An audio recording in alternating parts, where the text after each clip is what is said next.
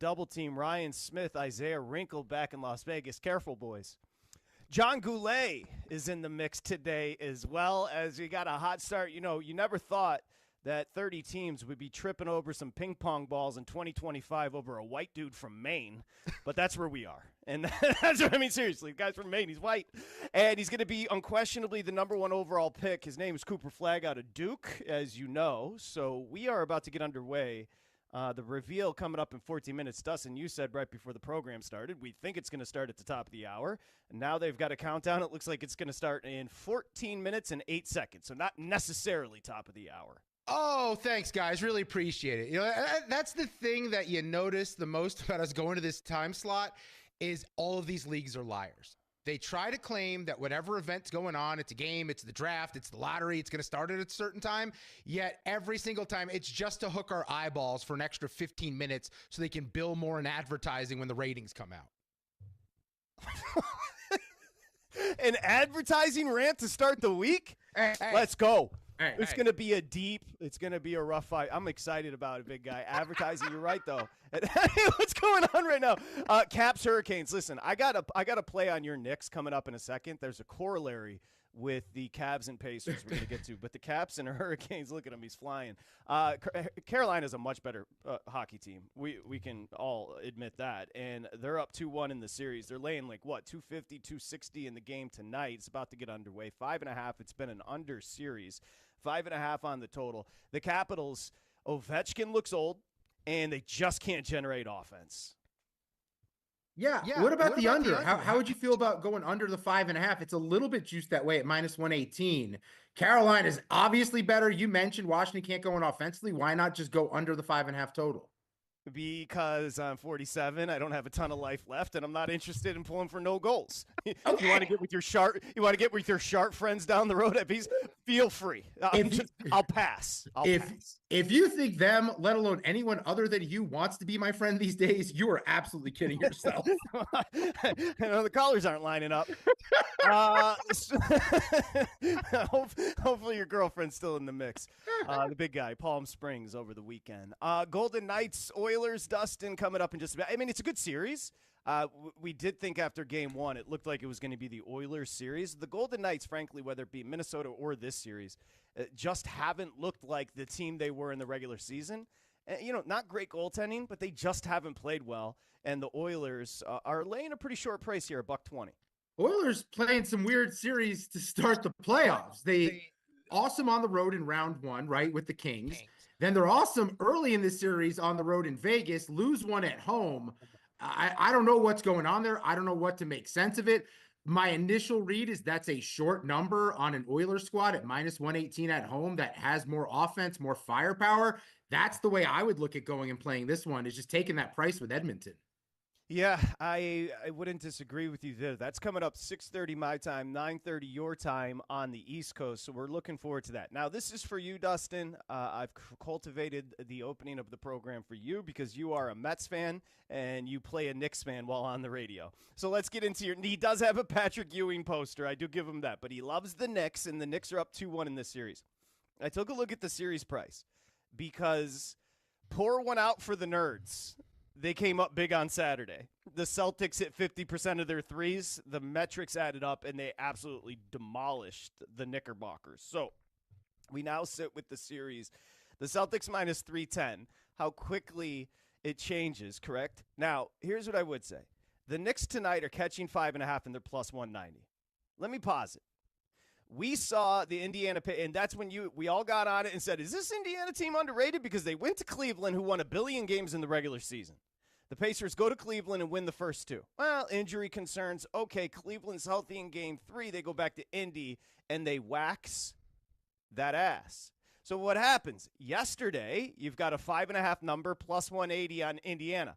I didn't even look who was starting. I didn't even look who was sitting. I said, you got a price of 180 on a team that's pissed off at home in a revenge spot? Yes, please. And I felt relatively good when they were up 50 at the break. Good product. Yeah. Now, let me finish my thought. That is literally the situation the Knicks are in. The Knicks heroically go to Boston, win 2 on the road. They come back. Boston is unconscious from 3. You turn around. It's literally the same number. It's 5.5, a dime cheaper, plus 1.8, dime more expensive, plus 190. So you're getting more value on the Knicks. Why the hell wouldn't we bet your Knicks? Because, look, there's a little fear. I'm not going to lie. But at the same time, the goal for the Knicks coming back home was always to go 50-50. Shout out to Jacoby Jones. It's all 50-50 here. That was the operative. They were going to lose one of them. They weren't going to sweep Boston, so they lost one. Now they got to go get theirs. And I think it's an opportunity for them to show they're capable of adjusting. I think that's the big thing here. But I have the word. And the word is the reason why you and I don't like the Boston Celtics. Because it goes against everything you and I believe in as human beings. It's actually why we get along so well. And the word is variance. And the Celtics true. That's true. The Celtics were on the right side of variance on Saturday. The 3-ball fell. Now, you and I have had this relationship going back to 2016 where the reason why we got on the same page is we both are the opposite of that. We like routine. We like consistency. We like reliability. You like that I will call you at 9:30 every morning to talk about the show, and you will answer every single time I call at 9:30 to talk about the show. We like having that. And the Boston Celtics showed us over the course of the last week that they're volatile. It is up and down. It is inconsistent, and you don't know which version you're going to get. And I can't rely on them to shoot 50% from 3 again. You know me too well. There are words I live by: integrity, love, kindness, and variance.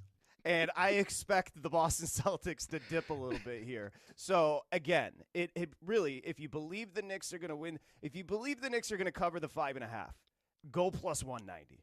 That's what I'm telling you right now, because the swings are so wild that if the Knicks put together a good performance, that is what we call, and I know people get bitter when you use the term, not variance, wait for it, value.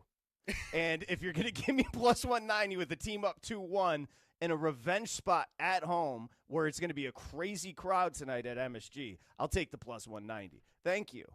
Speaking of value, there's a number on the board that I know statistically, you'll go through the game logs, right? You'll look back and see what Jalen Brunson's done and realize 27.5 points is his points total.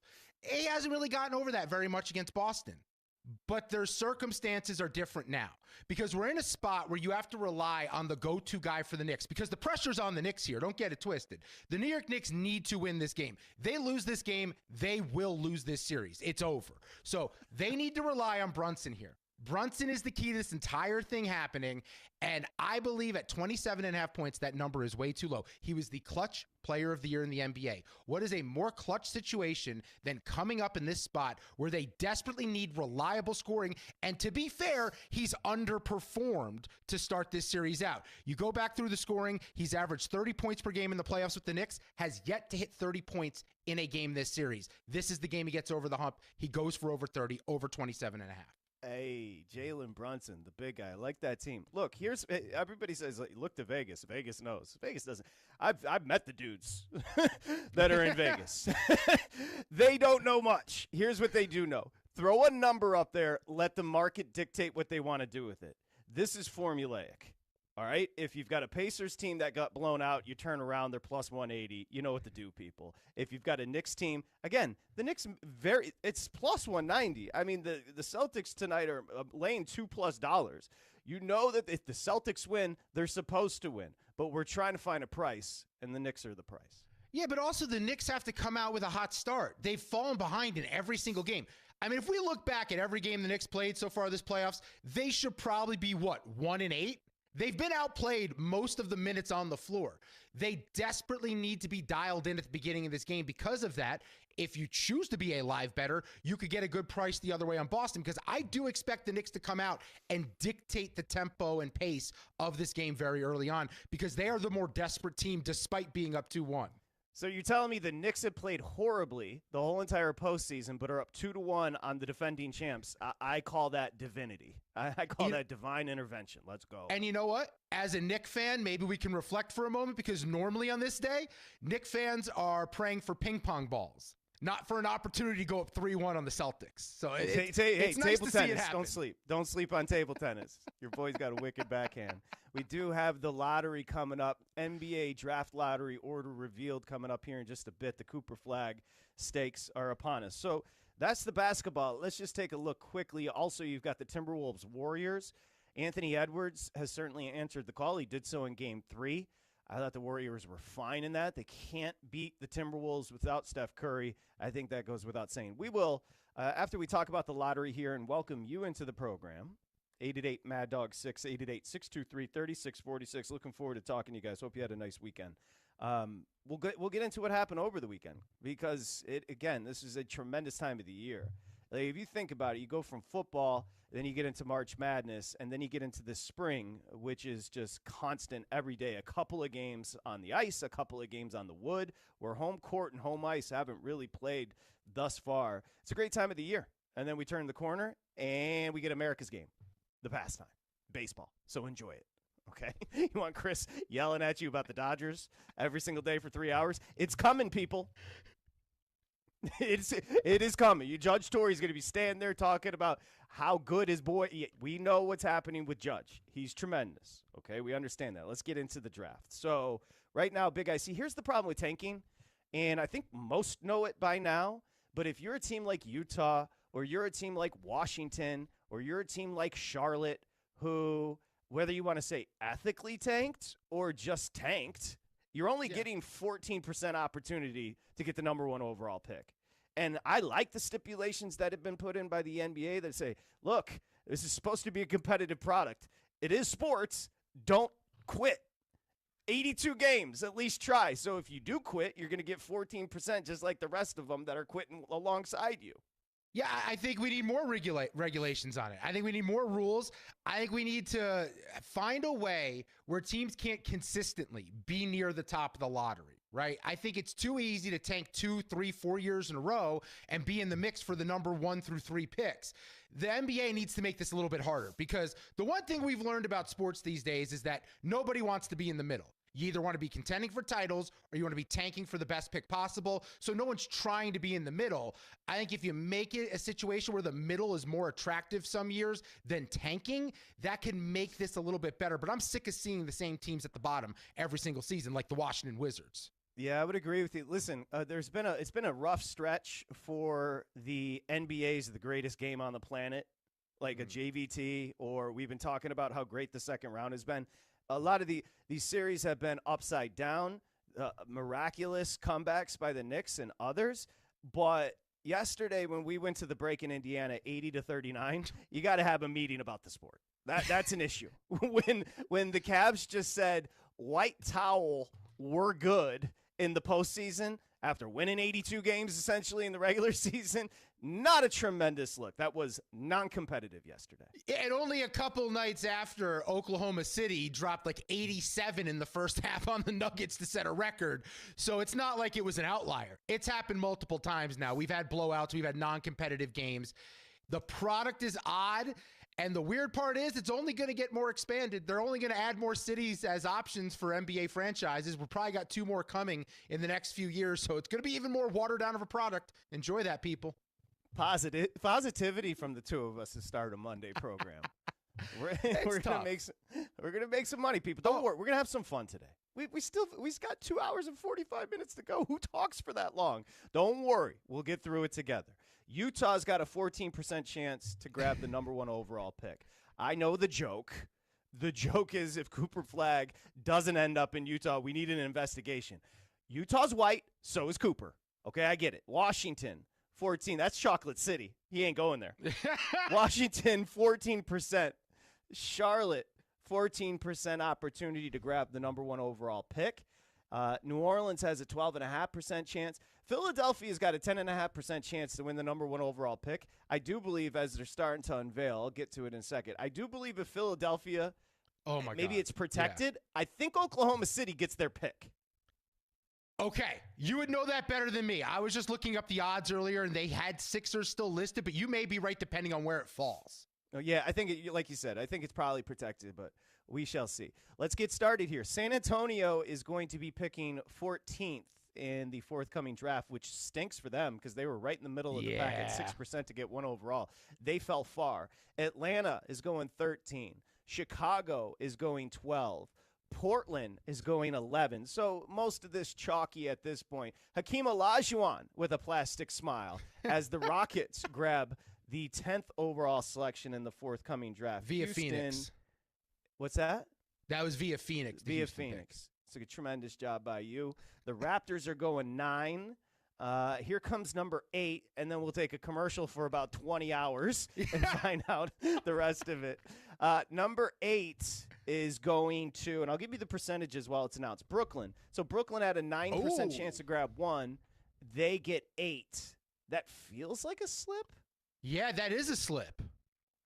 They were 1, 2, 3, 4, 5. Not great for New Orleans, who goes 7. They had a 12.5% chance. Zion up there just grubbing. He's eating a buffet, and he's bitter because they're going 7.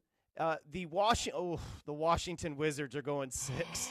The Washington Wizards have been trying to get Cooper Flagg since he was born, and they're probably not grabbing him at 6 overall.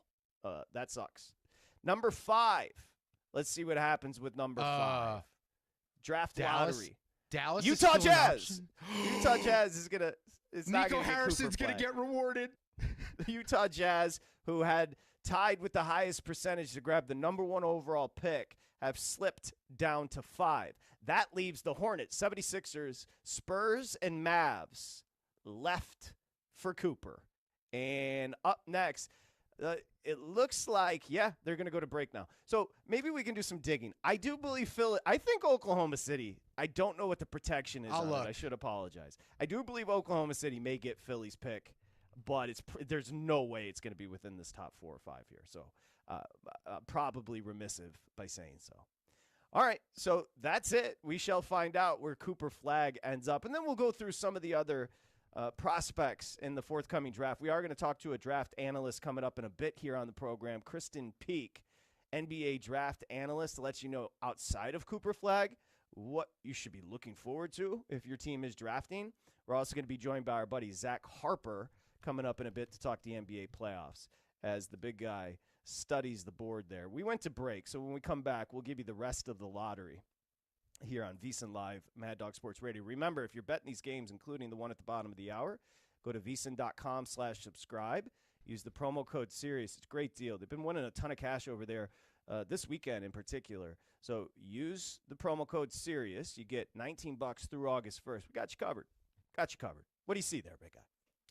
I'm not seeing anything. That is the 76ers pick, and I don't see it going to Oklahoma City or anything like that. So maybe I could do a little bit more digging during the break, but I don't see anything about that. Don't worry about it. I could have made it up. It's top 6 protected?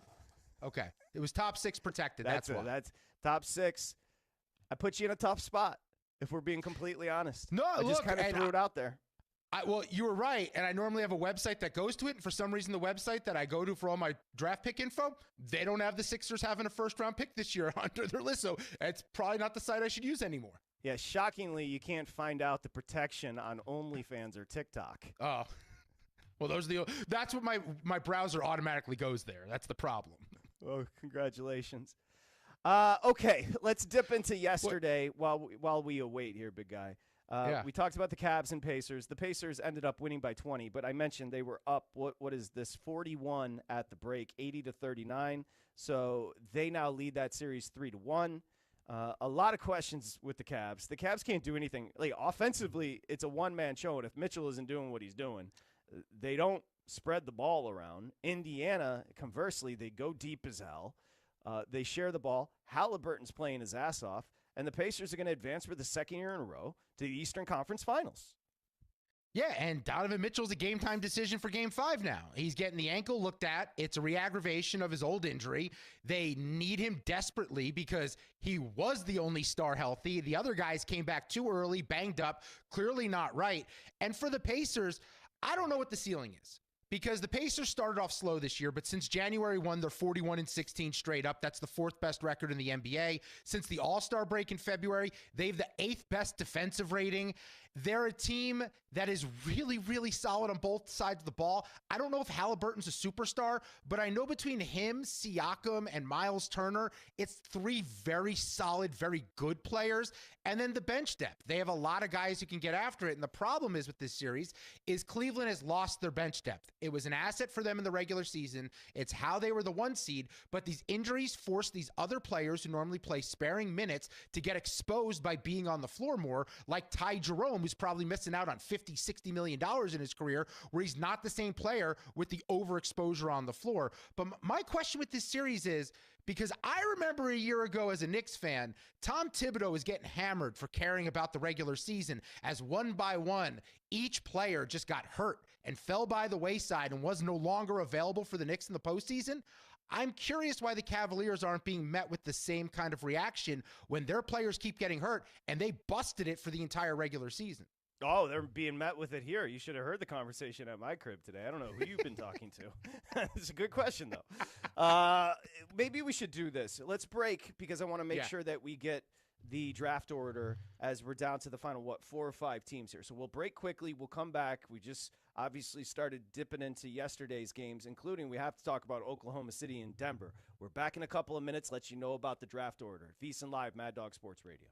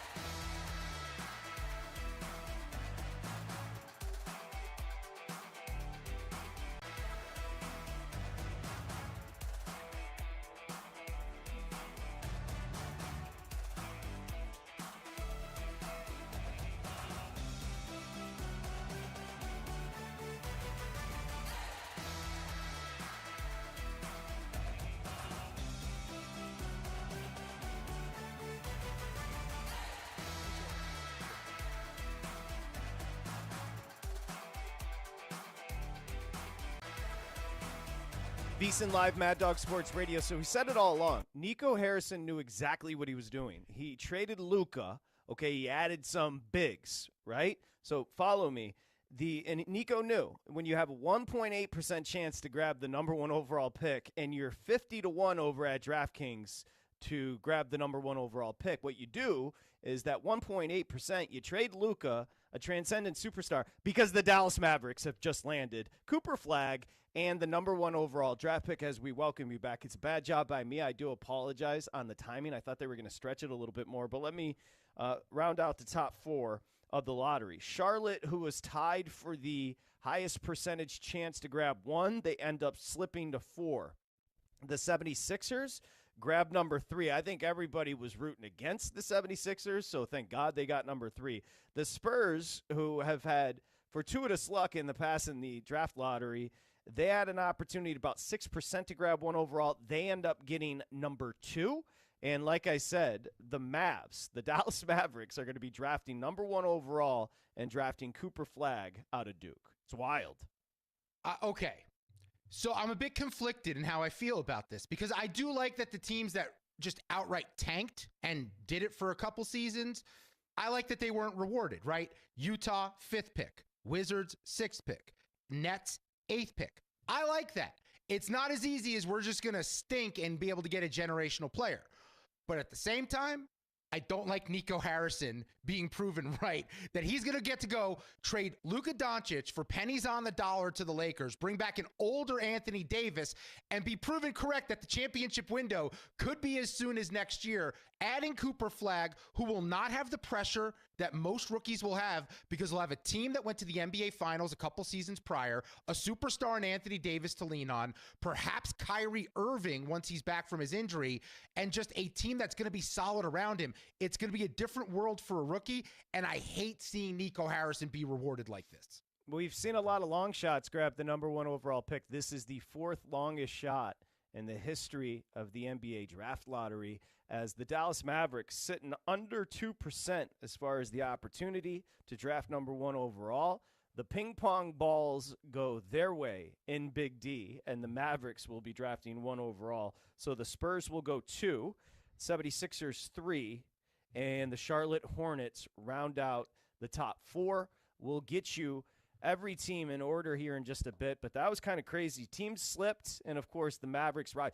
I didn't see Nico at the festivities, so I don't know. They showed the ownership group. They had a legend on stage with Dallas. I didn't see Nico. I'm not sure if he's still involved in the Mavs after being thrown under the bus, but it's worked out for the Mavs. Congratulations to the Dallas Mavericks fan base, because you had a very unfortunate situation losing your favorite player in the history of the franchise, maybe outside of Dirk, but probably not, and Luka, and you're going to get Cooper Flagg, who's a young kid, and he's going to be a stud in the NBA. It's tremendous. Now, as programming switches over to MSG with the Celtics and Knicks about to get underway here in Game 4. Crazy turn of events, though, as far as the lottery. There's no doubt. I mean, 1.8% to get it, 50-1 to bet at DraftKings, where literally those odds are set based on the percentages of how many ping pong balls each team had. So this is a major upset. It's pretty freaking wild. And the Mavericks all of a sudden are just going to hit the ground running. They're going to get Cooper Flagg. The Spurs at number 2, that's interesting. Do they stay there? Is there a player that can make a difference alongside Wemby, or can they turn that into another stud to pair with De'Aaron Fox and Wembanyama and make this into a trio down there? Because I'm curious how far away they really think they are from contending in their window with a healthy version of Wembanyama. Going to be fascinating. I'm sure social media is handling the Mavs grabbing the number 1 overall pick well. If you see anything popping up, you could pass it along. I'm sure the same exact shtick is being done, so I can't imagine anything differently. But certainly a huge turn of events. Mavs number 1, again, Spurs 2, 76ers 3, Charlotte 4. Go ahead. Shout out to Nets fans. Putting up with that roster all year to only be drafting 8th overall. Like, at least the Jazz were intentionally doing this. They were resting solid players. They were resting Markkanen. They were resting John Collins. They wanted to do this, and they were taking guys out of the lineup. The Nets were throwing the best they had, and they still ended up with the 8th pick. There's one Net fan. His name's Evan Roberts. Other than that, I don't know who else cares about the Nets in the tri-state. We're about to get underway. It has jumped up to, let's just check in on the number. It's plus 195 on the Knicks to win outright. Is it still, did it jump up to 6.5 tonight? No, it's still 5.5. A couple of shops actually showing 5 with Boston laying it. So Peyton Pritchard had a huge one over the weekend as well. I don't know if you can have those expectations coming into this. You're not going to shoot 50% from 3 again. But as you mentioned before, the Knicks just have not played good basketball. Fortuitous to be in this position up 2-1. Let's see if they can sack up and get something done at home tonight. Yeah, I thought about going under on Pritchard, but I have a little bit of concern that if Tatum, who has, in big spots come up short before, if Tatum or Brown aren't going, Pritchard could see more minutes because he's not afraid to launch from 3 and can get hot like we saw the other night. I did go under on Al Horford. He's not doing what he did the other night again. I'm sorry. Under 17.5 combo PRA on him. And then I like Cat. I know I said Brunson points. I like Cat over 33.5 combined PRA and Mitchell Robinson over 6.5 rebounds. The series, unfortunately, comes down to Mitchell Robinson hitting a few free throws, though. That has me a bit concerned. Yeah, Robinson great on the defensive end, but of course has to be pulled when they go hack a Mitch because it doesn't work out well. I'm going to get to your calls here. Just quickly, Hurricanes up 1-0, 7:40 to play. The Caps are in a bad way. Hurricanes got a goal about 10 minutes in, so they lead the Capitals 1-0. The big one tonight, I think VGK and Edmonton is going to be a good game. And then as far as the basketball, of course, we know you've got the Celtics and Knicks about the tip, and the Timberwolves and Warriors a little bit later. A facsimile of the number, I think Minnesota was laying 5.5-ish in Game 3, and they're going to lay the same number in Game 4 coming up tonight in Oakland by way of San Francisco, because they moved across the bridge. Let's get to your calls. 888-623-3646, and we'll start in Kansas to open up the week here on VSiN Live with Billy. Hi, Billy. Hey, first off, thank you for that Avalanche bet last week, or Capital bet, last week. I won on that, Caps at Yes, home. sir. Now, Donk in Dallas. Let me give you a little bit of advice here, bud. Cooper Flagg is going to be beloved, so don't trade him away. Now, how the heck does their ignorance get them the number 1 overall pick? That blows my mind. It's hilarious. There is a rumor, Billy, that Nico Harrison wants to trade Cooper Flagg for Zion Williamson. We are following that story very closely. I made that up, but that's about as stupid as what happened with Luka. However, it has worked out. The good juju for the Dallas Mavericks. Crazy that they just grabbed the number 1 overall pick. I don't really know how to comprehend it at this point. I'm not a big percentage guy. I did take statistics in college, but 1.8 feels small. Yeah. Also for Cooper Flagg, I hope you got a good dietitian, buddy, because there's weekly weigh-ins with the Dallas Mavericks, and if you're a little bit over, they're going to make you run those hills. I just saw Cooper. I don't think Cooper's 19. He has acne. He literally is a child. Cooper Flagg is going to be just fine in Dallas. I think Cooper Flagg, all kidding aside, we're going to have a draft analyst on to talk about some of these prospects. I was super impressed with the kid. I don't really see many holes in his game. I think sometimes he can be a little selfless. Maybe he's going to have to find that killer instinct, but he's a facilitator. He could shoot the ball. He can grab boards. Good size, mobile, athletic. There's a lot to like about Cooper Flagg out of Duke. Yeah, I think we're all pretty much unsure about the ceiling, but the floor just feels really, really high. Feels like the new age big guy who can handle the basketball, can play a couple different positions, defend a couple different positions. He can facilitate, but I agree with you. I want to see him call his own number more. I want to see him get buckets more because he's capable. I thought at Duke, because he knew he could turn it on whenever he needed to, he kind of acquiesced to get the other teammates involved. At the next level, he's not going to have to do that. It's going to be the opposite. His teammates are going to want to get him involved, and we'll see what type of scorer he is, because it feels like the scoring is where we'll figure out what the ceiling is on Flagg. He's going to have to try to fit. I mean, Kyrie, I don't know what the timeline is on his injury. He is older.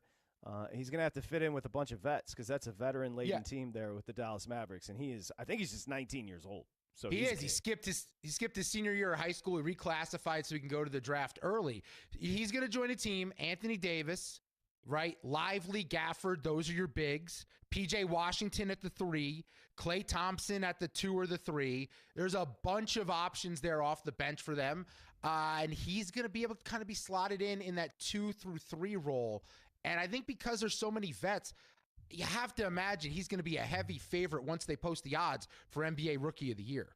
Oh, no doubt. So if you're just joining us, VSiN Live, Cooper Flagg is going to head to Dallas, the Mavericks, under 2% chance. They grabbed the number 1 overall pick in the draft lottery. Let's get back to your calls here on VSiN Live and say hi to Dan in Portland. Hi, Dan. Hey guys. First of all, I don't know how you missed it, but Nico Harrison got fired in April, so he's not with their team and he's not reaping these rewards. He got canned? I didn't even know he got canned. Yeah, they fired him in April. And I'm a Jazz fan, and of course this is the first time they finally tanked, and they did it the right way, I thought. And then they get the 5th pick, which is horrible.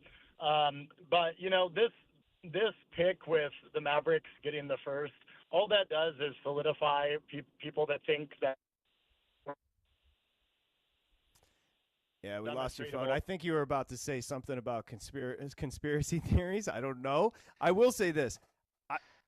Hand to God, Nico got thrown under the biggest Mack truck ever because, again, there was no way he pulled the trigger on that trade. I mean, he pulled the trigger literally or figuratively or whatever, however you want to lay it out. But that was an internal decision to move on from Luka.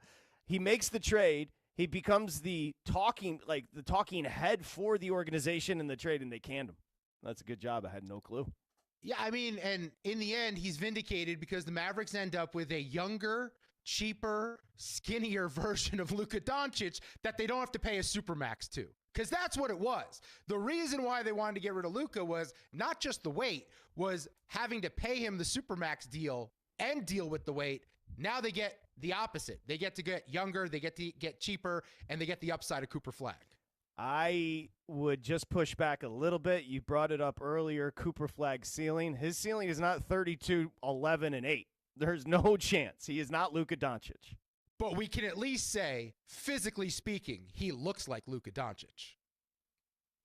He looks like Luka? Luka's fat. Cooper's skinny. But they're both white. They're both white guys. That's all. Yeah. You didn't know for sure. Yeah, pigmentation. You got it. You're 100% right. Let's go say hi in Los Angeles to David. Hey, David. Hey, Patrick. Hey, Dustin. Thanks for taking my call. Sure. There are some days when we just get reminded that, at least in the world of sports, life is just not fair. This is one of those days, The Mavs get rewarded for trading away Luka by being able to draft Cooper Flagg. The Cavs are getting punished for actually caring about the regular season. And then over in baseball, the Rockies are still allowed to be them, and John Fisher is still owning the A's. I mean, the list just goes on and on and on, and we just get reminded, hey, sometimes life is just not fair. Yeah, and Bud Black, I did hear about that firing. Bud Black, after 9 seasons with the Rockies, they got beat by 20-0, and they were like, yeah, I don't think this is working. You don't think it's working in Colorado? And you kept the GM? That team is putrid. They refuse to spend any money. It has nothing to do with the manager. Sorry, that's a sidebar. By the way, the GM on Friday gave him a vote of confidence, and then they fired him after that game. Because, the reason that roster is performing the way that it is, on pace for 135 wins, it's definitely because of Bud Black, who led them to a World Series. Hold on. Are you fact-checking that, Donk? Because Ryan just fact-checked and said Nico isn't fired. No, I thought you knew he was joking. He's not. Why would I think that dude was joking? He was being sarcastic. He was I think he was talking about the media, everyone crushing Nico, saying Nico was fired in April. No, missed the joke. Oh, I thought he was joking. I thought it was very odd. I'm slipping in my old age, big guy. I thought. Look, hilarious though. Loved it. No, that's why I wanted to see where that call was. I didn't understand the beginning of that. You weren't alone. I never get a lot of tweets. During the show. They're saying in studio, you're out of your mind. He wasn't joking. He literally thought he was fired. Bro, I'm just telling you. I can read people's sentiment. He thought that Nico got fired. Oh, I thought he was being super sarcastic and being a douche. That's what I thought. No, don't do it again. I can't do it this early in the week. You can't get that mad at callers again. I'm not being mad at him. I was waiting for the payoff, but his phone fell apart. No, he didn't have a payoff. I didn't think Nico got fired. Again, that's why I said, if he got fired, that's the biggest under-the-bus situation we've ever seen, because that dude got absolutely lambasted. No, so it does appear that Nico has his job. He got the opposite of fired. He has a job for life. He took one for the company. We can confirm Nico. Why is Nico living this much in my life? Dude. Why are we now having Zapruder-like conversations about whether Nico Harrison, who just made the worst trade in the history of sports, is still employed by the Mavs? But it's true, people. Quickly, Carolina up 1-0 on Washington, 3:36 to play there in the first period. We are a beautiful skyline shot of New York City. My goodness, that's gorgeous. We're just about to get underway with the Celtics and Knicks in Game 4. Spike Lee, John Leguizamo, they're all there, ready to go. All right. And the Knicks are plus 195, catching 5.5. This is my least favorite thing. Hey, the stars are all out at Madison Square Garden. It's all people who are on sitcoms in like the 80s and 90s. Can we update it and just show Chalamet? There we go. Chalamet and Kylie Jenner. We just got younger. It's like Susie Essman, Ben. I love Ben Stiller, but don't get me wrong. It's a lot of just people from the 90s. You got issues with front. The people on the wood better watch their back. The big guy is coming for you. We don't want to see you. If you got a seat for me, I'm available. I can be there. I hear you. I'd be there too. I was supposed to be there for Game 7, but the Pistons blew it in the last 5 seconds. You know what? That's a bigger lie than saying on the radio Nico Harrison was fired. Yeah. No, I can't believe you thought that guy was joking. That guy was just. I definitely thought he was tripping. joking. What's that? I definitely thought he was joking. I thought he was just being weird. Well, listen, it wasn't exactly Seinfeld making a call to 888-MAD-DOG-6, 888-623-3646. I'll give him that. Let's say hi to Aaron in Utah. Hi, Aaron. Yeah, I thank you for taking my call. There is a less than 2% chance that guy was joking. I'm calling from Utah to represent Utah the right way. That guy had no idea that Nico. He saw that on Twitter or something, and he believed it. His call was the most Utah call ever. Bad information, and he was crying conspiracy theory about the Jazz. I'm a lifelong Spurs fan. I've lived in Utah for 25 years, so I'm now a Spurs and Jazz fan. Jazz fans are notorious for that kind of garbage. That guy had no idea that Nico Harrison was employed. I agree. No, you're right. Listen, I just took it humbly. I said I must have missed it, but I knew he wasn't joking. Thought he was. Sometimes you got to have a little humility, big guy. I thought it all had passed me by, but I'm on the Nico train, and I was all over it. Look, as someone who has crafted some very bad jokes in my day, some of them in the last, 45 minutes in this program, I thought he was setting us up for a bad joke. It just never got there. Yeah, unfortunately, he had phone issues, but I'm sure we'll never know. We'll never know. No, we definitely know. The guy was just an idiot. All right, 888-MAD-DOG-6, 888-623-36. I don't know what to tell you. He's just a clown. 888-623-3646. So we are underway. Boston hits their first 3 of the game. Maybe that's a harbinger of things to come after hitting 50% of their threes in Game 5. They are now out to a 5-0 lead. Hurricanes still lead. 2:28 to play first period. 1-0 over the Caps. Plenty to do. It's VSiN Live, Mad Dog Sports Radio. 4 minutes.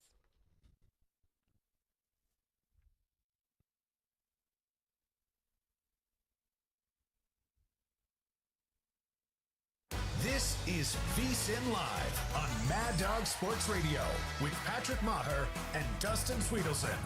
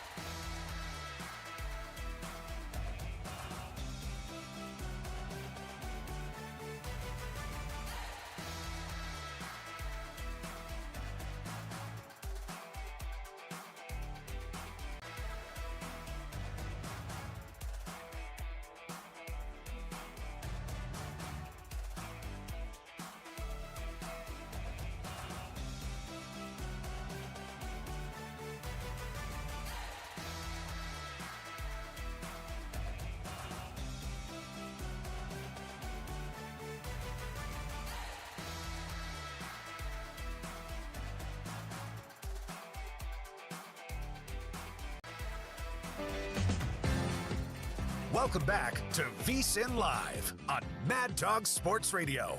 Here's Patrick Maher and Dustin Swedelson.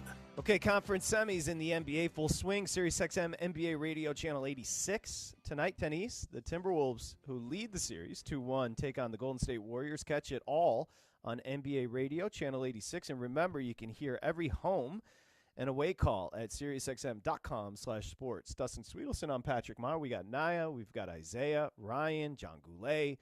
Coast to coast, we got the crew right here on VSiN Live. Just quickly, I'm going to get back to your calls, but just want to let you know, here's how it went down as far as the draft order. And probably the Mavericks, under a 2% chance they do grab the number 1 overall pick. The San Antonio Spurs are going to be picking second. The Philadelphia 76ers picking third. Charlotte Hornets 4. I'll give you the top 10. Utah Jazz 5, Washington Wizards 6, New Orleans Pelicans 7, 8 is the Brooklyn Nets, 9 is the Raptors, and 10 Houston Rockets. So Cooper Flagg's going to be playing basketball in Dallas as we get back to your calls and say hi to our buddy Twizzy in Los Angeles. Hi, Twiz. Hey, man, what is going on, fellas? What is going on with you, bro? What's happening, Twizzy? Oh, man, feeling good, man. I got off in just 8 hours, and when I walked through the door, they asked me why I was home early. I mean, I guess you get no respect. You get no respect in your own home. No respect, dog. But look, quickly before I get to the draft, I don't know how Dustin, how he does it with the player props in the playoffs. These blowouts are killing me. Dudes aren't playing their normal minutes. The rotations are funny. The player props have been a disaster for me with the playoffs, man. Just complete disaster. So I would love to hear him tell me what I should be doing. And then on the NBA draft, look, I understand why people want to say it's rigged. I get it. But if it was rigged, San Antonio would never, ever get the number 1 pick. New York and L.A. would have all the number 1 and 2 picks. There's no Miami, all the big markets. Chicago, it wouldn't have not been this long since they've had a bona fide superstar since Michael Jordan left. They would cater to the big markets because that's where the money is at. So I have no idea why people really think. I get some of the coincidences or the coinky-dinkies, but hey, there's no way as a business person. That's if they're rigging the draft, they're doing it wrong. I promise you that, because Anthony Edwards should not be in Minnesota. And, I mean, the only rigged draft lottery that really holds any weight is the frozen envelope back in the day. Do you want to give Twizzy advice on betting player props here? No, because I'm 5-6 over my last 11. But the reality is, shoot or shoot. Just like I did with my girlfriend over the course of 4 years in her Instagram DMs to get her to go out with me again. You just keep shooting, hope you have a bunch of good days in a row. But he's right. It's been tough, especially when you're betting on Jokic and he's not coming through and the game goes to overtime and he's exhausted at the end, but he's 0 for 10 from 3 on Friday night. That absolutely decimated me.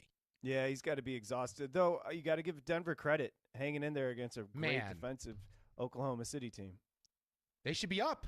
They should have won yesterday. They had that game and just didn't have enough gas to finish the job. 13-4 early lead, 7:44 to play. Boston over the Knicks, and 1-0 first intermission in Carolina. The Hurricanes lead the Caps. Go to Texas here on VSiN Live and say hi to Sean. Hi, Sean. Hey, thank you for taking my call. Now, look. Do I actually believe this draft lottery is rigged? No. However, you're not doing yourself any favors here, especially when you got players around the league talking, like you got LeBron James laughing, you got Kevin Love, like the whole league is basically saying, oh, this is rigged. So, hey, I mean, congratulations on Cooper Flagg, Dallas. It's very ironic that you trade away one superstar. You land another improbably. But, yeah, no, you're not doing yourselves any favors if you – and you can't come out and say it's not rigged because your own league is saying it's rigged. You know, is it actually? Probably not. I don't think, the logistics of actually rigging something like that are – but it's hilarious. Is that what's happening, Sean? Are players on social media talking about it being rigged right now? Yeah, Kevin Love tweeted something. LeBron tweeted out a bunch of laughing smiley faces. I've seen a couple other players, but yeah, they're all like everyone is basically of the same. Like, oh, this is beyond rigged. It's just funny. It is funny because we talk about power and player empowerment. The idea that the actual superstars have taken shots at the own league in conspiratorial ways is pretty funny.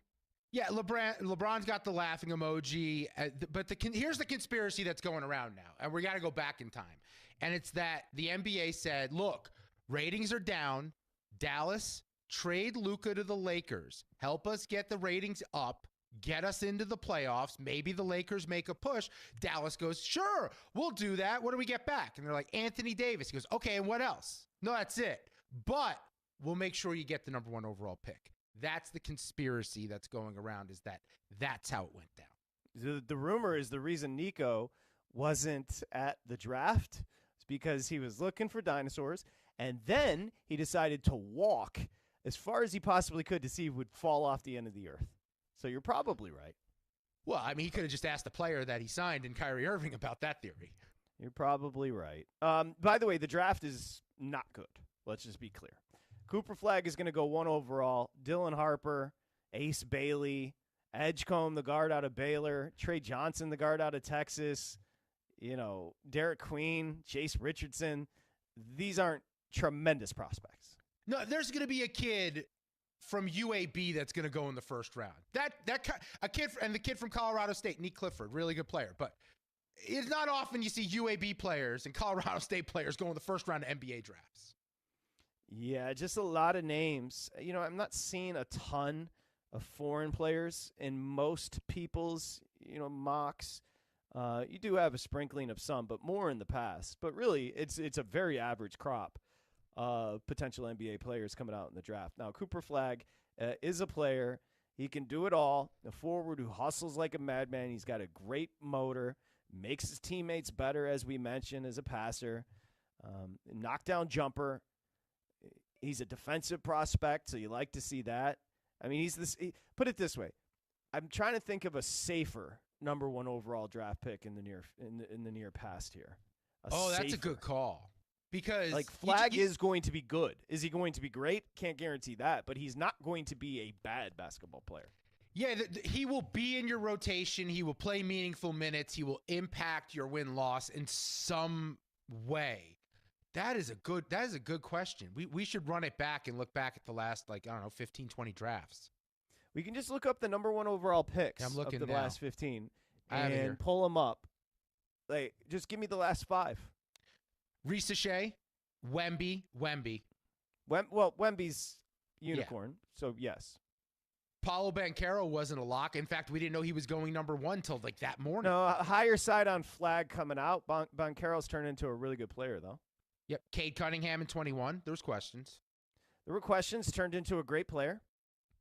2020 was Anthony Edwards. Questions there. Georgia was a terrible college basketball team.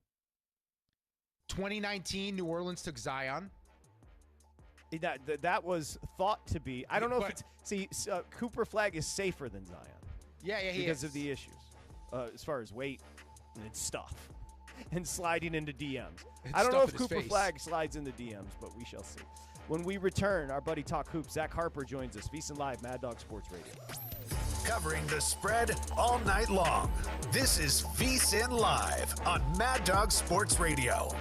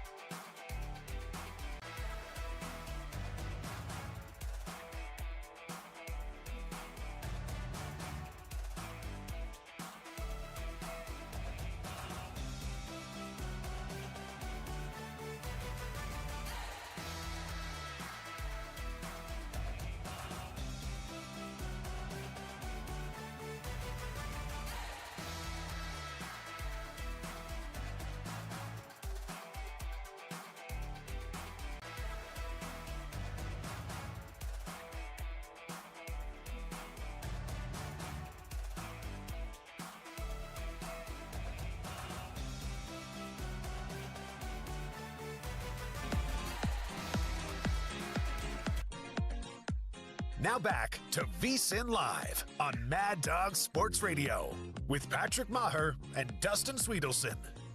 Okay, VSiN Live, Mad Dog Sports Radio. A hot start from Boston. The Knicks have settled in a bit, so you do have a 21-17 lead here for the Boston Celtics as the Knicks miss a three-pointer, but they were down big early. Quickly, just let you know, the Celtics did come out hot from three, and overall shooting 50%, 5 of 10 from three-point range for the Celtics. So we'll keep you updated there. Game 4 with the Knicks leading 2-1. As we welcome you back. And again, you can get the daily newsletter. Go to vsin.com/newsletter. Sign up. It's in your inbox. No obligations. Every single morning. Free picks. Set you up with the betting menu, so you're good to go. Let's bring in our good buddy, Zach Harper. So we just had the draft lottery. Of course, you can find Zach, the Athletic NBA writer. Of course, all the podcasts. Subscribe to The Bounce, the Athletics daily newsletter, which is tremendous. Did you come with a conspiracy theory? That's my only question. Did you come I'm with ready. a conspiracy theory? I've been ready with the conspiracy theory no matter who won. So, like, yes, I've always got a conspiracy theory. I've got an easy – I mean, I can hit you with a couple different angles for Dallas. It just depends on which way you want to go. Yeah, so Dallas grabs the number 1 overall pick in the draft lottery. They had a pretty big percentage, pretty big opportunity, 1.8. The Spurs grab 2, and the 76ers and Charlotte go 3-4. I'm ready for it. Let's hear it. Dallas Mavericks conspiracy. So we can go the new ownership route, right? So we had back in 2012, Tom Benson buys the Pelicans, and all of a sudden they get AD. That's a very nice thank you for buying the Pelicans, saving New Orleans basketball. Now, the Mavericks were never going to leave Dallas, but thank you to I believe it's the Adelsons, right? Thank you to the Adelsons for buying the Mavericks and paying a big amount of money there to Mark Cuban and everybody. Here's the number 1 pick. Or another AD conspiracy back in 2019. They trade AD to the Lakers. Everyone's up in a tizzy about it. Hey, New Orleans, here's the number 1 pick. Here's Zion Williamson. Well, they trade Luka out of nowhere to the Lakers this year. Everyone's up in a tizzy about it. Hey, here's the number 1 pick. Here's Cooper Flag. Any way you want to go with it. Maybe, hey, we felt bad for Nico Harrison. Nico Harrison's a good dude. He shouldn't be getting all these fire Nico things. Nico Harrison, here you go. Cooper Flag. And somehow it's 6 degrees of Anthony Davis somehow involved in all these deals around this conspiracy. But now I need to know, as someone who is a movie buff, someone who enjoys a good or a bad script, download Cinephobe wherever you get your podcast, where Zach breaks down bad movies. What was your favorite conspiracy that you didn't get to use tonight in that question? Oh, I think my favorite one was probably the Philadelphia 76ers, just because I think it would have allowed Daryl Morey the opportunity to move on from not just Joel Embiid, but also Paul George in a move that trades both of them to then Milwaukee for Giannis in a strong arm move. Like, I had this whole, there was like a 5-team, multi-team trade. I got some type of inebriated one night and worked out this big trade machine move where all these different kind of moving parts happened, and I was ready for it. I don't know where the screenshot went, but it's somewhere in the depths of my computer, and it was really elaborate. I was hoping to use it. I was hoping to break it down, but it didn't quite happen. So conspiracy aside, 22-22, by the way, the Knicks have tied it up, so maybe we'll get a game here, unlike some of the past few we've seen. Conspiracy aside, you're going to be writing for The Athletic, The Bounce. What are the storylines coming out of this outside of Dallas grabbing 1 overall? Yeah, I mean, I think the immediate reaction that I got in a lot of group chats I saw online is this isn't fair, right? And not just that Dallas got it. It's, hey, Utah's really bad. Hey, Washington's doing like kind of the good type of rebuild. They've got a lot of good young players. They're doing the right type of rebuild. 3 years in a row now, the worst team in the league has gotten the 5th pick in the draft, I believe, right? Like a lot of things of like, hey, this isn't fair. This isn't done right. We need lottery reform. And I've been for lottery reform for a while, but I'm a believer in the unweighted lottery. You miss the playoffs, you got a 1 in 14 chance. Like I think it eliminates tanking, all that stuff. I don't believe in the idea that it would lead to teams tanking out of the playoffs. I just don't think that's a real thing. Maybe it would happen like once out of every 10, 15 years. Other than that, like I just don't think it's a reality. I think teams will go for the playoffs, go for that playoff revenue. And there's no incentive to keep losing games. You improve the product through, February, March, April, which is we're getting to a point where some of these games are truly unwatchable, and you're not discounting the prices on the tickets at all. So to me, I think lottery reform is going to be something that is at least heavily discussed. I don't know if the league is going to take it all that seriously, but tanking's an issue. And if it's not leading to guys or to teams getting the number one pick or any kind of lottery luck, then what are they doing it for? Yeah, I mean, for the Utah Jazz, for the Wizards, the Jazz mostly, because the Jazz, I feel like we're pretty blatant in we're just not playing marketing. We're just not going to play John Collins. We're not going to play Jordan Clarkson when you knew they were healthy. It's like back to the drawing board. And I know they have a million assets, but that was the business model. The business model was tanking, and now they have the 5th overall pick. So congrats with a guard from Rutgers that didn't make the NCAA tournament this year, if you're a Utah Jazz fan, Zach. So, like, what are you hearing players want? What do teams want? Like, what is their opinion? I mean, players don't care, right? Players don't care about tanking. They don't care about, what is going to be. Like, players aren't going to try to improve a team's lottery position, drafting position, because that takes away a job from them in theory. So, like, any of that stuff about tanking and players trying to help out the organization, none of that's a real thing. Like, the organizations tank, players don't. Part of the funny part of what you just said is like names 2 and 3 on who the Jazz sat were John Collins and Jordan Clarkson. Maybe they just weren't well constructed in the first place. Like, they've been doing this for a while in terms of trying to tear this thing down. Maybe you should have tanked when Wemby was the number 1 prospect. Instead, they were like, no, we're proud. We're going to win 37 games, you idiots. No, that's when you tank. Like, Cooper Flag's good, but you tank when the alien is out there trying to get into the NBA. Like, that's when you do it. Like, I think the teams that benefit from the whole process will never care. They only care. I mean, a lot of owners in this league, they only care when it hurts them, right? And so that's when teams will speak up about it. I would imagine Ryan Smith and the other owners around the league who got, kind of screwed in this lottery will have an issue with it. But, I don't know how quick any kind of resolution would be. It probably will be a little bit down the road, and by then those teams won't be in the wrong or have been wrong by this anymore. But the league is kind of slow on this stuff. And again, like, I just think it's the solution is simple. I don't know why they're so afraid of teams getting back-to-back number 1 picks. It hasn't happened that much in NBA history, but for some reason they're afraid of that possibility. They were mad when Orlando did it in 92 and 93.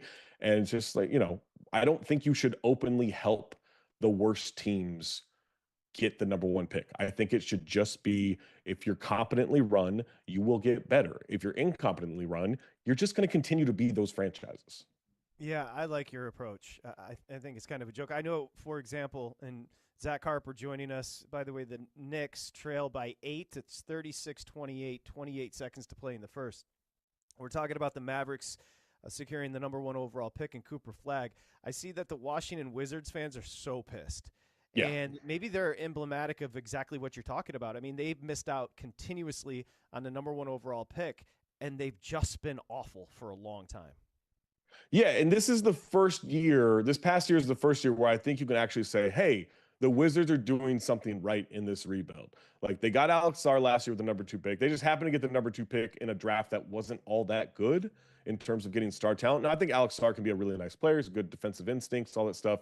But I don't think he's, he might be like a 1 or 2-time All-Star. I don't think he's a franchise guy. Bilal Coulibaly, really nice young player. Bub Carrington, really nice young player. Keyshawn George, really nice young player.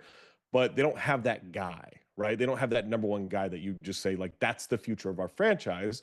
But the years before that, they were horrendously run. So, like, okay, you did it right for a year, but that doesn't mean you should automatically just be rewarded. It sucks. Don't get me wrong. I'm all for where Washington is going now, but 1 year does not make a rebuild. And so I don't know. Like, I feel bad for them on some level. I feel bad for Wizards fans on a lot of levels.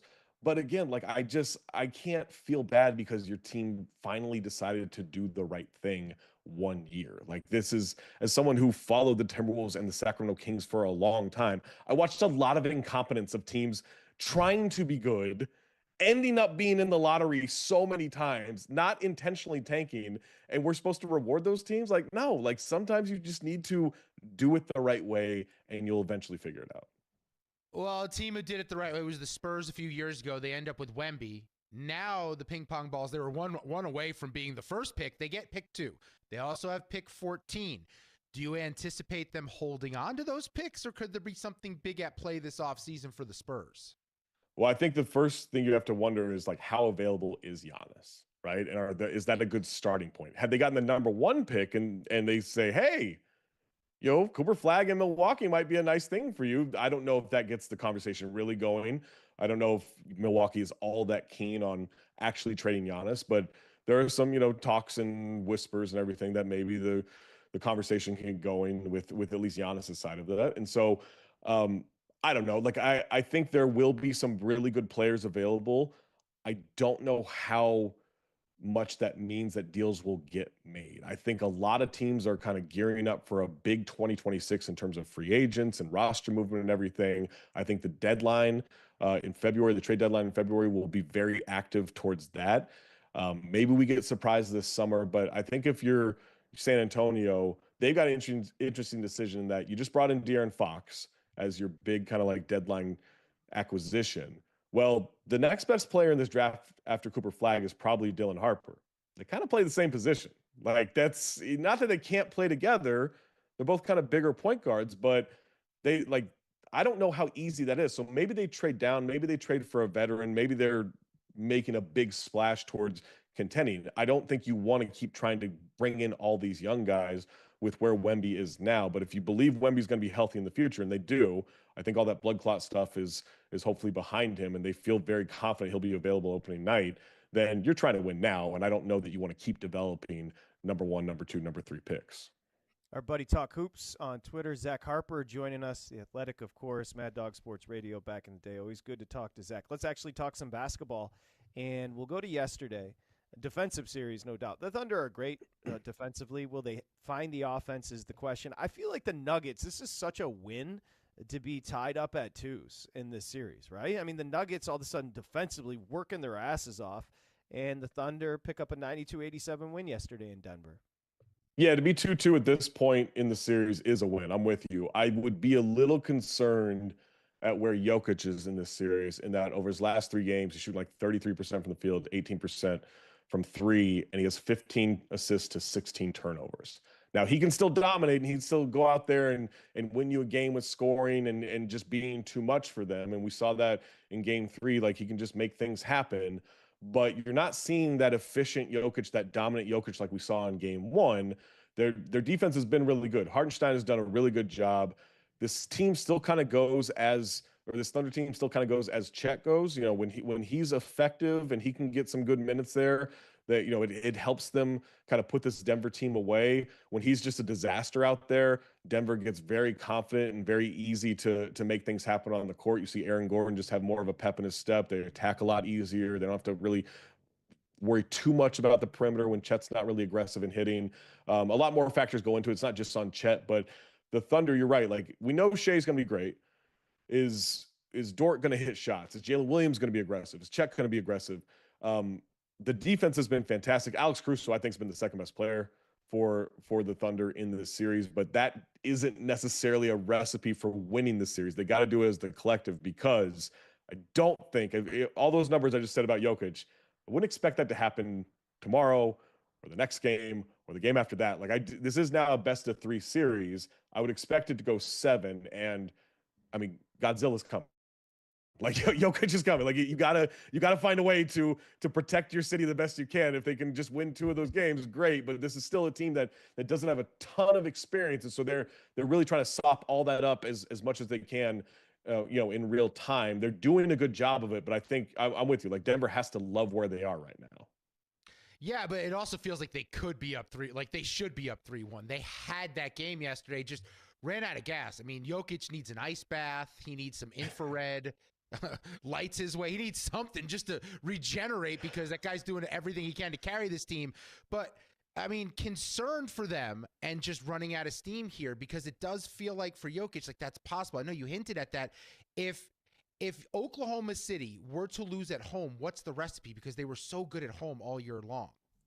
Yeah, I mean, I think it starts with kind of what we saw last year against Dallas, but we've seen it at times in this series. It's the 3-point shot's not falling. Like, if the 3-point shot's not falling, then they're not really getting as much into the paint, and they're not really attacking, the rim as much, and you're not seeing that kind of like symbiotic relationship that you usually have in their offense, where it's an inside-out attack, and Shea's getting into the paint, Jalen Williams getting into the paint, even their bench guys like Isaiah Joe and Casey Wallace and Aaron Wiggins are getting into the paint and making things happen. And so when that happens, and then they can kick out and those 3-point shots, especially those corner threes fall, they're just so difficult to deal with. So if those 3-point shots aren't falling early and they're not getting to the free throw line a ton, it really does limit how they attack and how much pressure they put on you. And then on the other end of that, if you're getting those stops, Denver isn't a very fast team, but they're very opportunistic in transition. We know Jokic can take advantage of that. We know Russ takes advantage of that really well. Aaron Gordon takes advantage of that really well. And if they can just, they get any kind of consistency out of Michael Porter Jr. If he could just stay away from podcasting and comment sections and whatever Reddits he's on, and just focus on making some shots and moving the ball a little bit, just rebounding a little bit, just get any kind of consistency there. That's the X factor for Denver. Getting him going early and often, I think, will give them a big boost. The Cavs Pacers, Zach Harper joining us. So it was crazy. The Cavs were up, 41? Excuse me, the Pacers were up 41 at the break. Not tremendously competitive in the first half by the Cavs. It's like, do you feel badly for the Cavs because of what they dealt with and injuries? Because they did look a little listless yesterday as well. All right, we're going to do this every year. Every year it's going to be, oh, well, they're injured. No, this is the third straight year where this has happened, right? They got overwhelmed by New York 3 years ago. Yes, they had injuries last year, but they weren't going to beat Boston anyway, so I'm not blaming that on injuries. And then this year, okay, yeah, Darius Garland missed the first game. They had some guys miss the second game.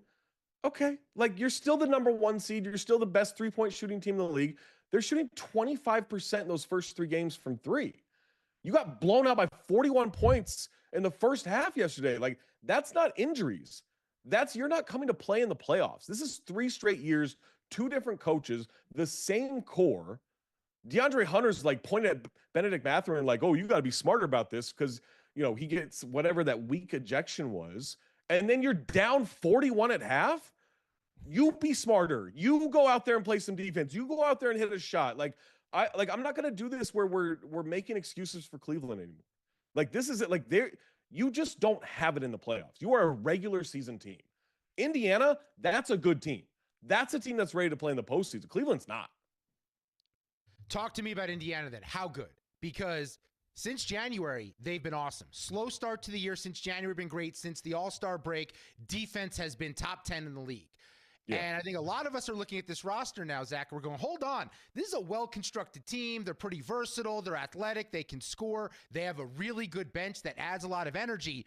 And a year ago, if we look at them losing in the Eastern Conference Finals to Boston, they lost by 5-16, 3-3. So 3 of those 4 games were close, but they got swept. How good is Indiana this year? Can they potentially beat a team like Boston in the next round? Now, this is not a lot of people agree with me on this. I do believe you don't get to say you made the Eastern Conference Finals if you got swept. I know you were there, but I don't think you get to say you made it, right? I don't think you can say you made that finals if you got swept. Dallas barely made the finals last year because they got that one game. But Indiana, this isn't the team of last year. This team does play defense. I think everyone just sees Indiana. They think, oh, the team doesn't play defense. All they do is shoot a bunch of threes. It's high variance, all this stuff. This team plays defense now. They share the ball really well. And they get a lot of their points attacking the paint. It does set up 3-point shooting, but this is a team that attacks the paint relentlessly. They get a lot of points in the paint. And we saw that in, I believe it was the Game 2 comeback. Game 2 comeback, 26 of their 36 points in the fourth quarter were all in the paint. The Halliburton shot was the big moment, but 26 of 36 in the paint in the fourth quarter. This team is really good. I do think whether it's Boston or New York in the conference finals, I think you have to worry about Indiana. I do think this is a team that's good enough to win the East. I'm not saying I would pick them against either team, but this isn't someone that just whoever wins this Knicks Celtics series is going to the finals. I do think Indiana has a real chance of winning the East. Z-Hart, Boston's up 11 on the Knicks. Still 8 minutes to play in the second, so plenty of time. But they stuck to the script. Of course, they didn't make any threes in Boston in games 1 and 2. They came to New York on Saturday and hit 50% of their threes. They're hitting 62.5% of their threes tonight. Do you enjoy this brand of basketball that Boston plays? That Boston plays? It's weird, man. I don't have a problem with 3-point shooting. Everyone's like, oh, there's too many threes. Shut up. stop being dorks, okay? Like it's 3-point shooting's not an issue. We loved it when it was the Splash Brothers. All of a sudden we don't like it anymore. There's too many threes. Like, no, stop it. There is something about the way Boston does their offense that isn't that exciting. I like the way they play defense. I like the way they get on transition. Like, it's not the entirety, but their offense, there is something about it that is just kind of boring. It's not a very exciting team, even as dominant, as fun as they can, or as interesting as their basketball can be. But no, like, I don't love their style of offense.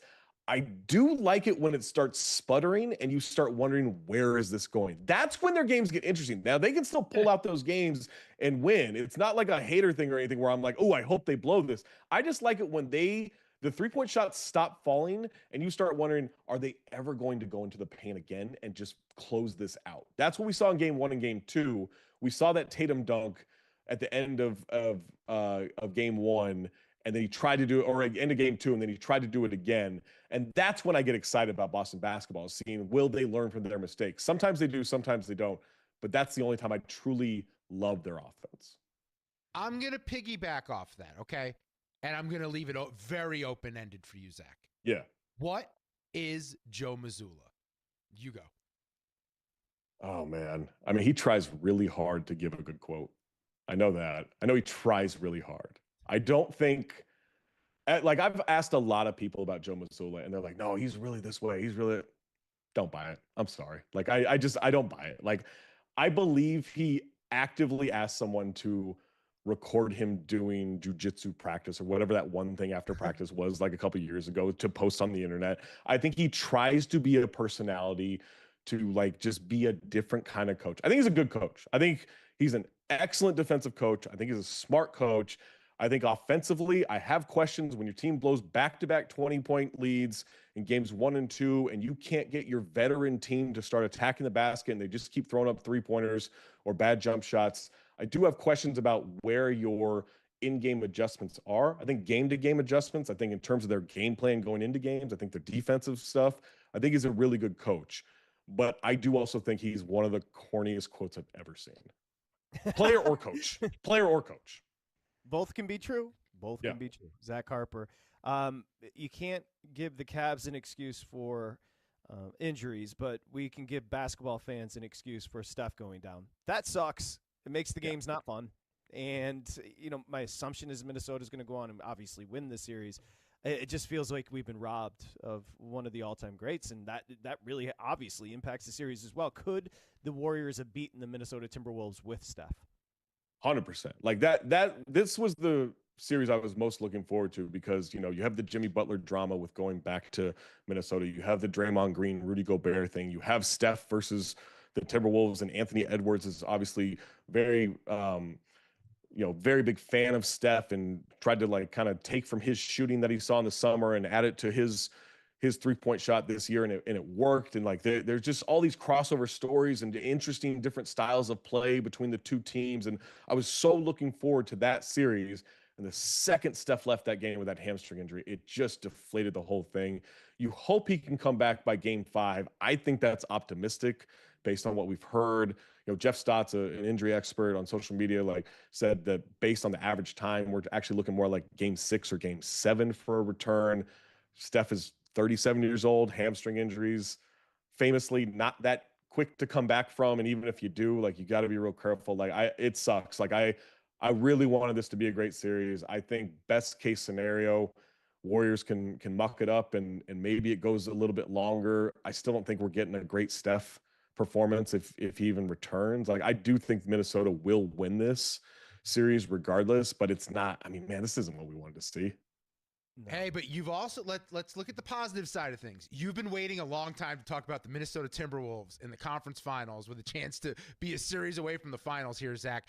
They're about 3-1 to win the West, plus 285 over at DraftKings. Why would they be a tough matchup for Oklahoma City, a team they split with in the regular season? I mean, they match up really well. They can handle their size. They can play big. They can play small. They can stretch the floor with when they have Randall and Naz Reid in the game. Sneaky matchup here is they were a little disruptive when they brought in Jalen Clark, and I know nobody knows who Jalen Clark is. Jalen Clark is like this really young guy that they brought in, and he gave some problems to Shai Gilgeous-Alexander. Like, they just have a lot of guys they can throw at him defensively, and if you can take him even out of his game 10%, you now put the pressure on Jalen Williams and other guys to have to make plays. We've seen that be, kind of a hiccup for OKC.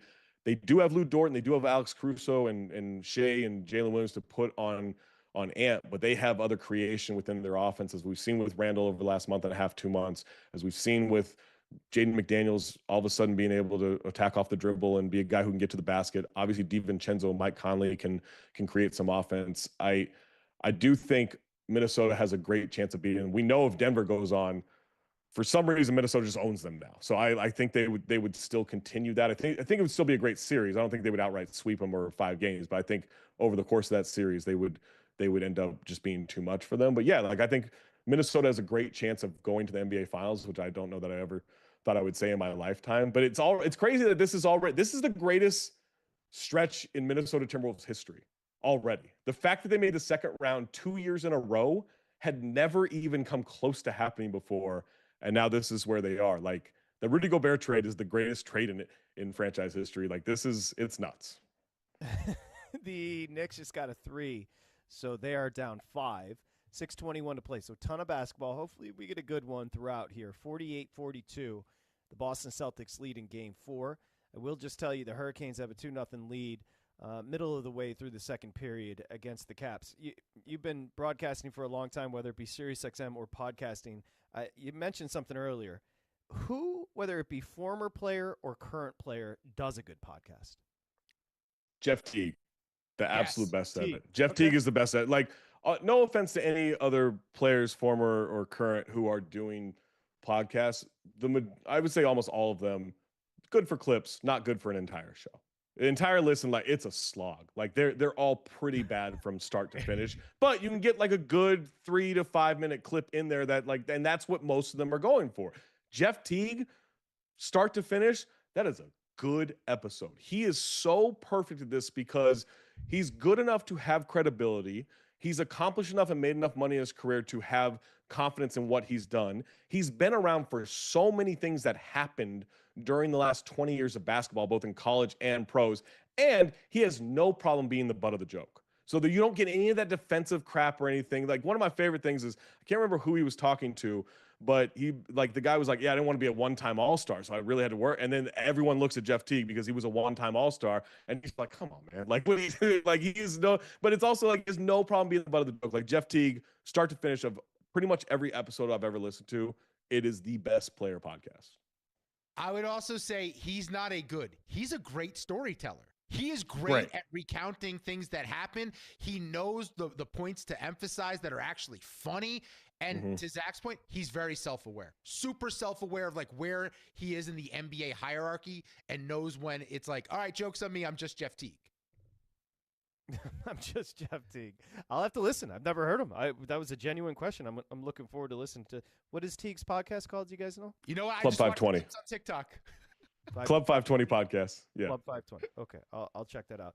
Zach, you've got plenty of podcasts as well. The NBA Athletic Show, Daily Ding, Cinephobe. As we mentioned, subscribe to The Bounce. If you're into basketball, it's free. The Athletics Daily Newsletter. Zach Harper at Talk Hoops on Twitter. Enjoy the basketball, Zach. We'll talk to you soon. Yes, sir. Anytime. Okay. Thanks, buddy. Appreciate you. All right, so there it is. Now, the Knicks are making a little push here, which you like to see. Yeah. We just want competition. So 48-42, it is a 6-point game. 6-point game. Pardon me, I said 5. 6:21 to play in the second. So we'll keep you updated there. I mentioned the Hurricanes up 2-0 over the Caps. They're just the fast. I'm watching the game right now. They're the faster team. They're pressing.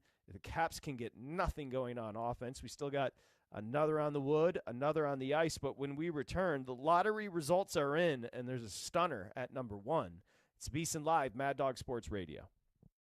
This is VSiN Live on Mad Dog Sports Radio with Patrick Meagher and Dustin Swedelson.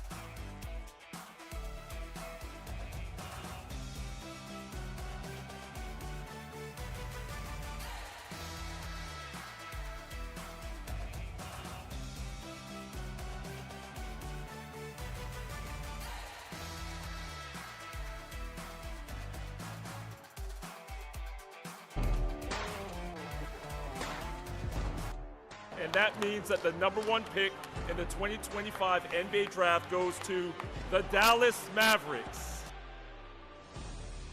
Now back to VSiN Live on Mad Dog Sports Radio with Patrick Maher and Dustin Swedelson.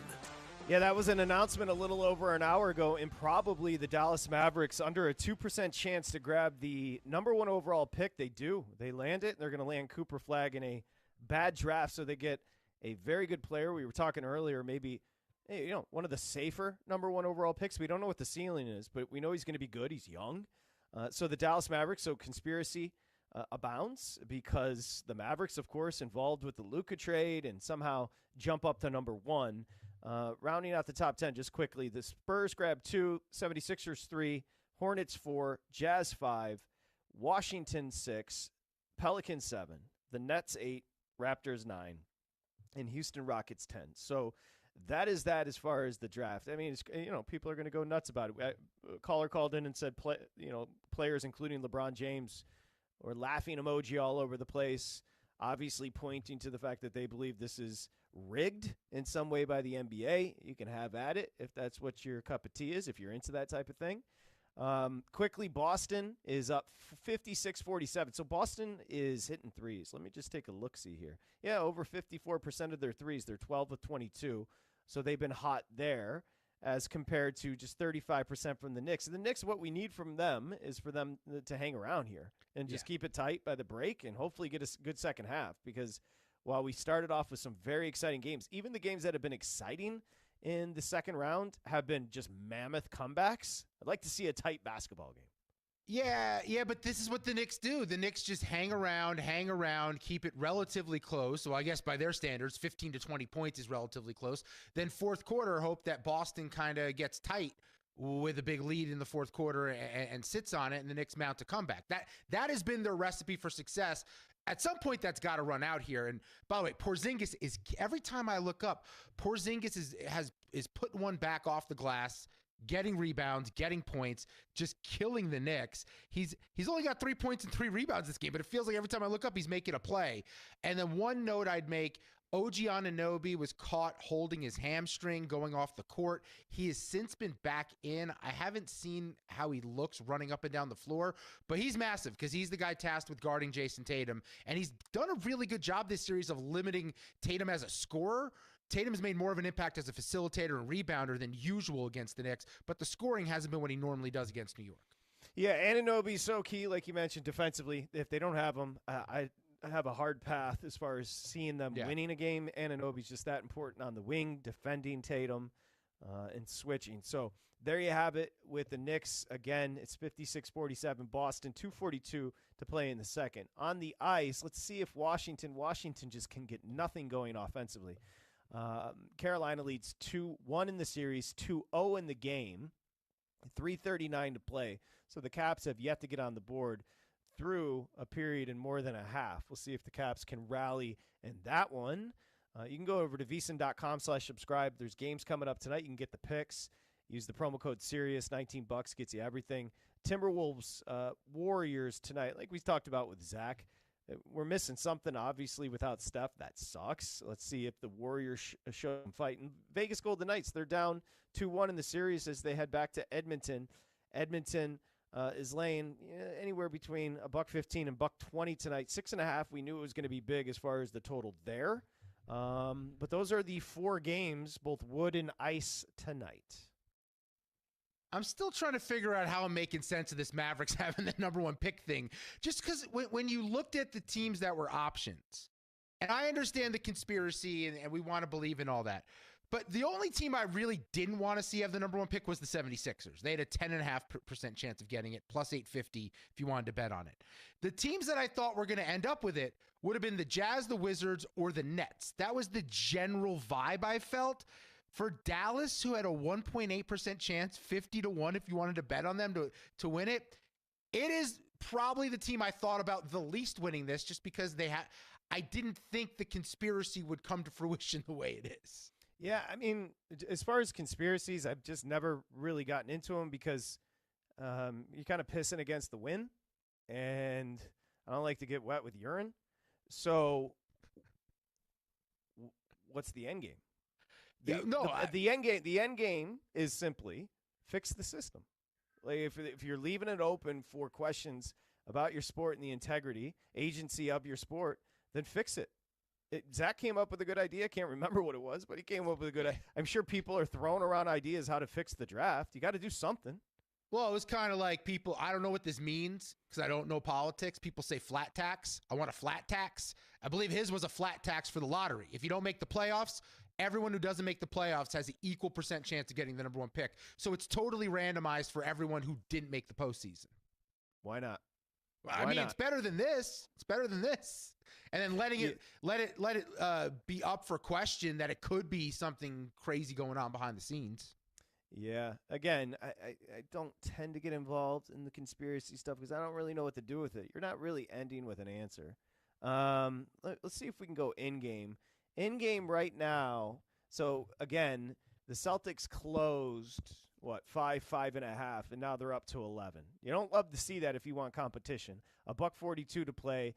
They are up 12, 59-47 with Derek White going to the free throw line. So that in-game number has adjusted to 11.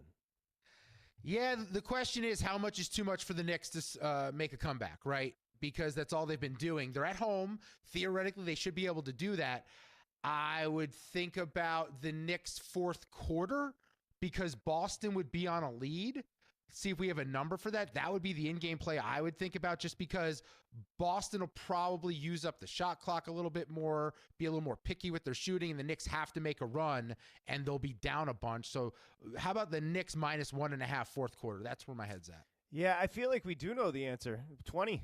That's as long as they don't get above 20. If they stay within 20 points, they have an opportunity in the second half. That's fair.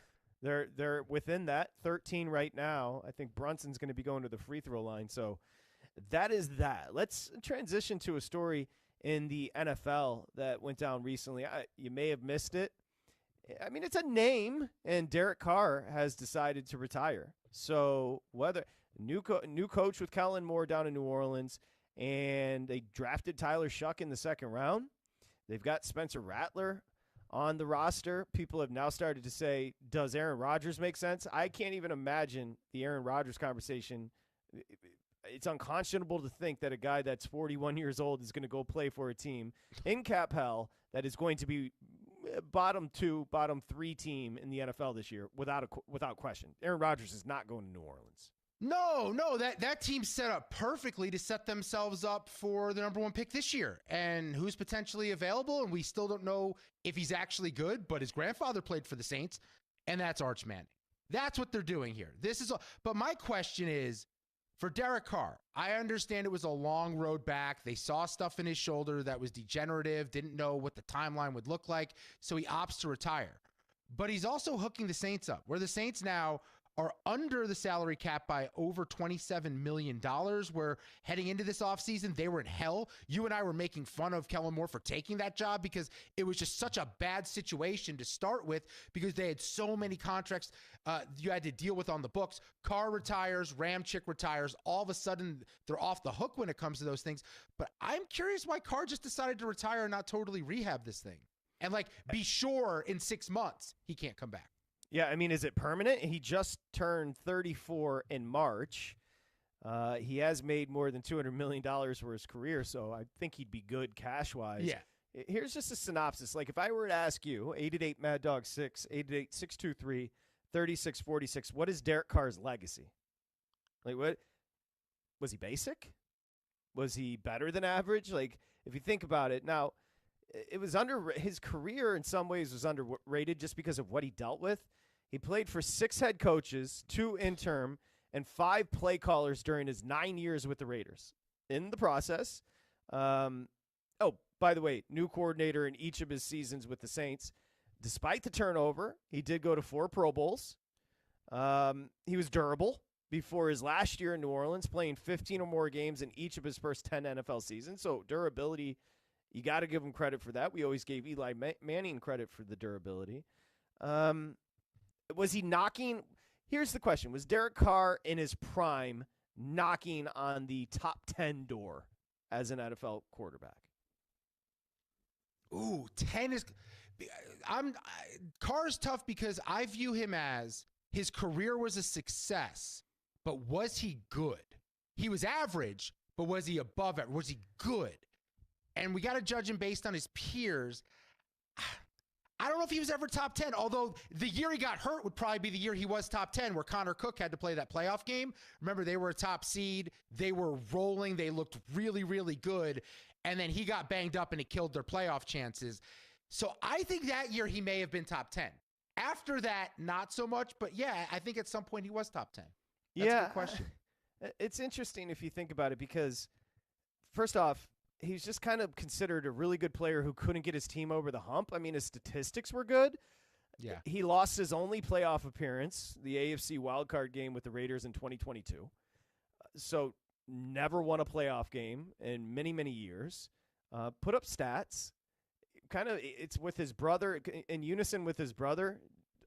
Not great if you think about it as a package of what was expected from the Carr brothers and what actually transpired in the NFL. He had a good career. I wouldn't say very good career.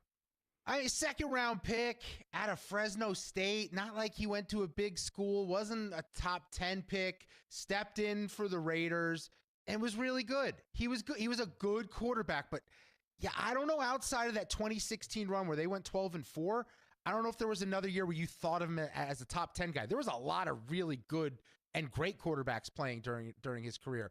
I would just call his career a success. Over $200 million earned and no playoff wins.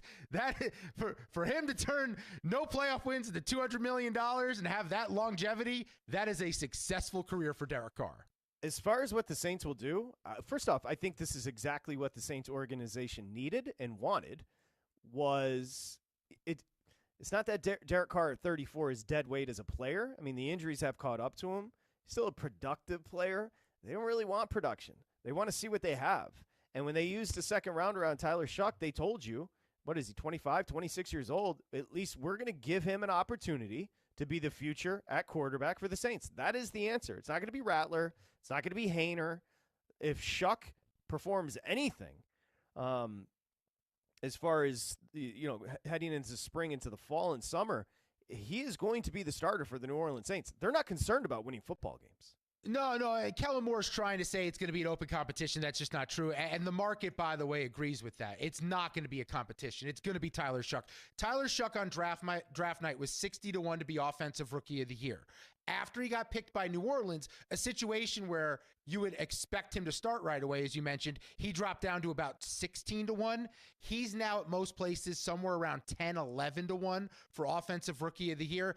That means the market believes he is going to start day one, be the Saints starter, and they're going to find out what he is. So that means you're probably going to get 12, 13, 14 games of Tyler Shuck, unless this goes horribly wrong, for them to find out if he's the quarterback of the future or not, and they can move on either way. Yeah, you're not giving up. You're not using an asset like a second rounder unless you believe he could be the future.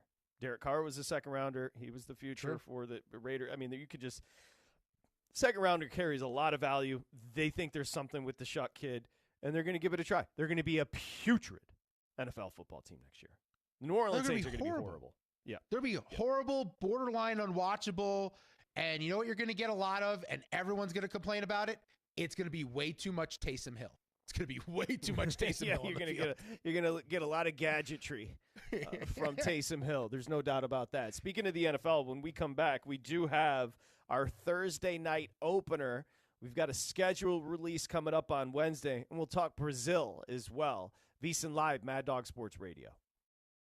This is VSiN Live on Mad Dog Sports Radio with Patrick Meagher and Dustin Swedelson.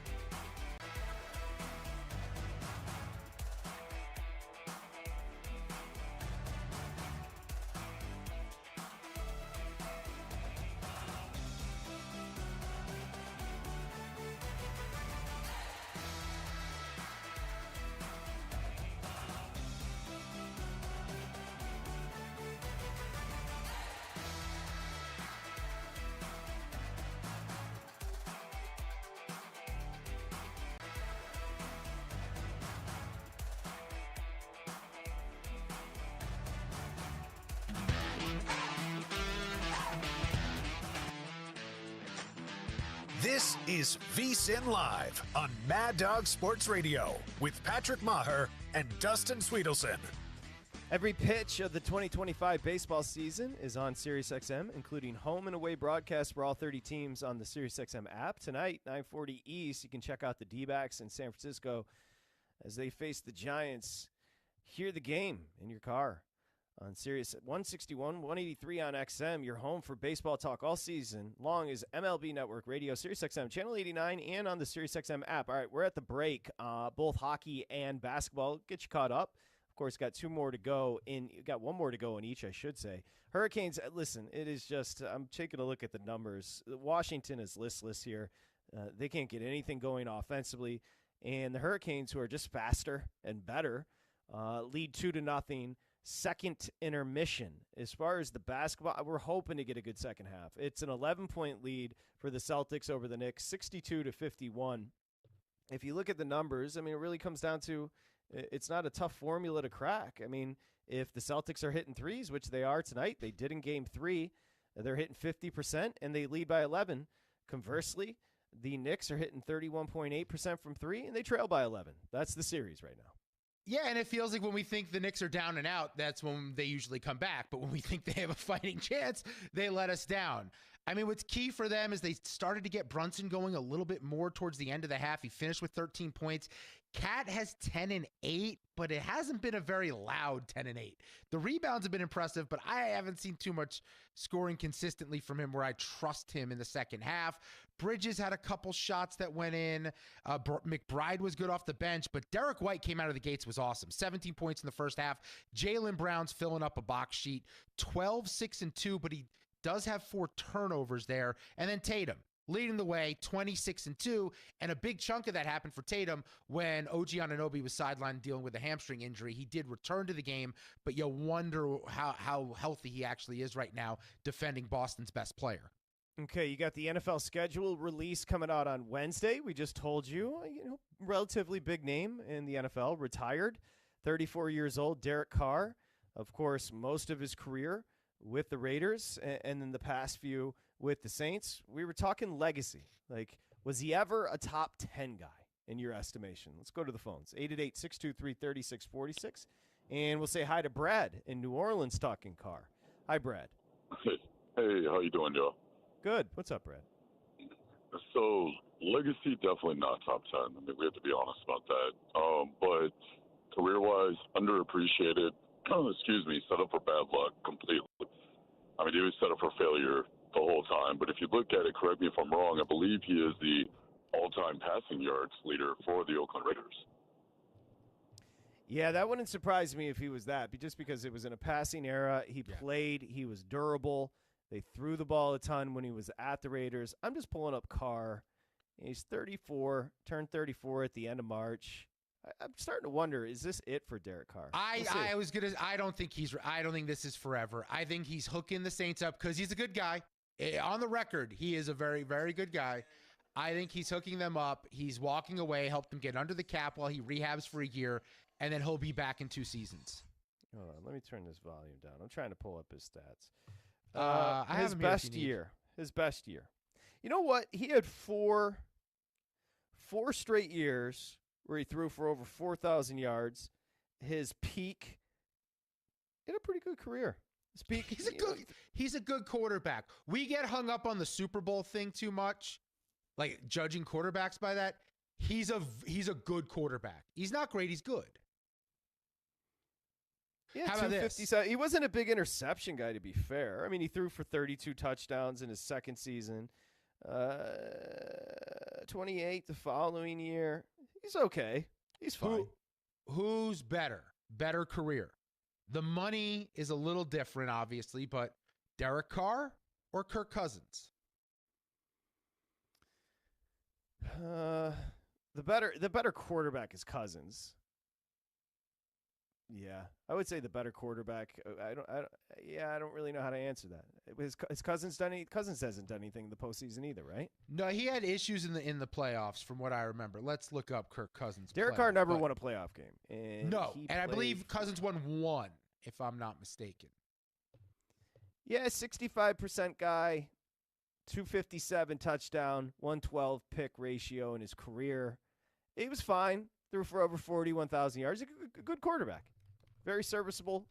Statistically, very good quarterback. Never made you feel like when you were watching a Derek Carr quarterback game, never made you feel like he was big time. No. If he had the ball in the fourth quarter and he was trailing, you felt good about your situation. Yeah, that's what I would say. If you're just going by feel, Carr never made you feel it. We're going to talk the draft. Dallas Mavericks 1 overall. Kristen Peak next.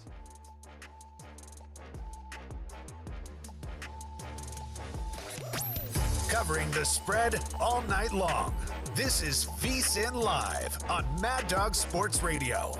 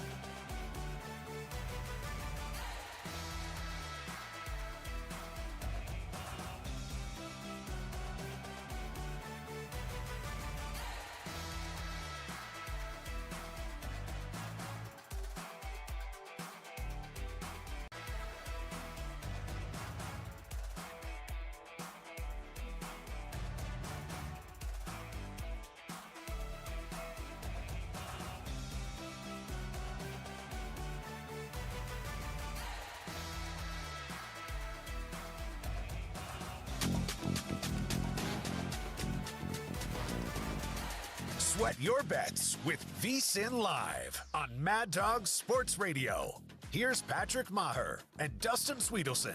Okay, it's VSiN Live, Mad Dog Sports Radio, as we welcome you back. Hour 3. See if we can get some juice going in the second half here. Celtics-Knicks just underway. The Celtics do lead by 11 coming out of the break, 62-51. We will follow along there. Like we said, they've hit their threes. They hit their threes in Game 3. Derek White starts with a 3.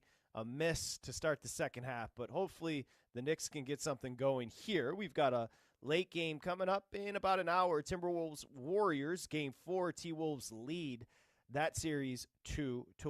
We did have juice in Chicago at the NBA draft lottery as the Dallas Mavericks had less than a 2% chance to wrap up the number 1 overall pick, and they do. So let the conspiracy theories abound.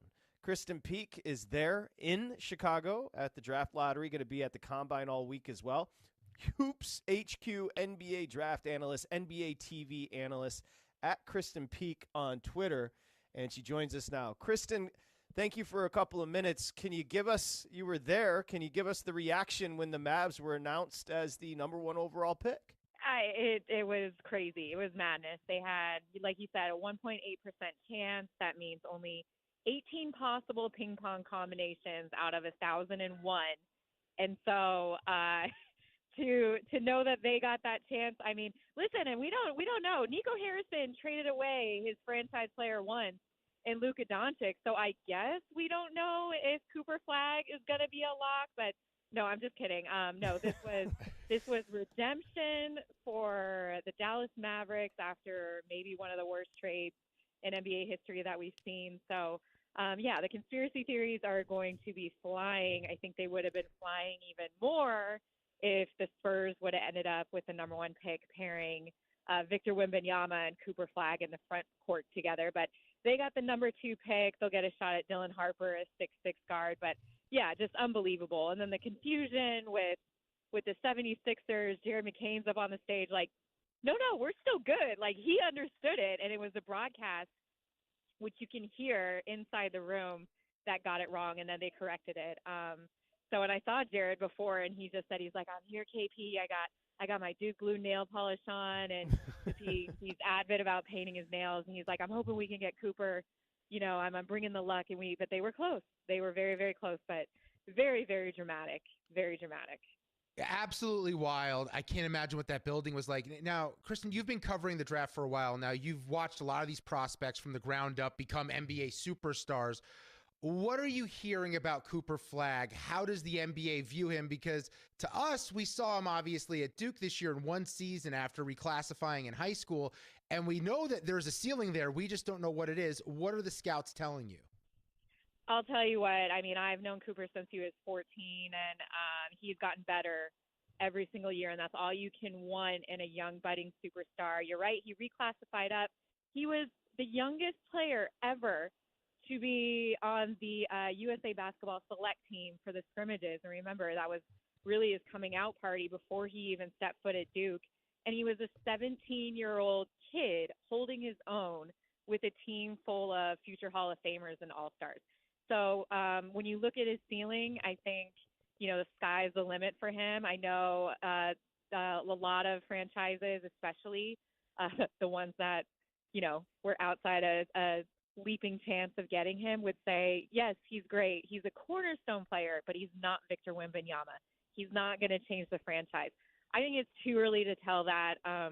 Cooper is very, very good, and he's very versatile. And when you look at the NBA becoming more positionalist basketball, he fits that mold with his size and what he's able to do.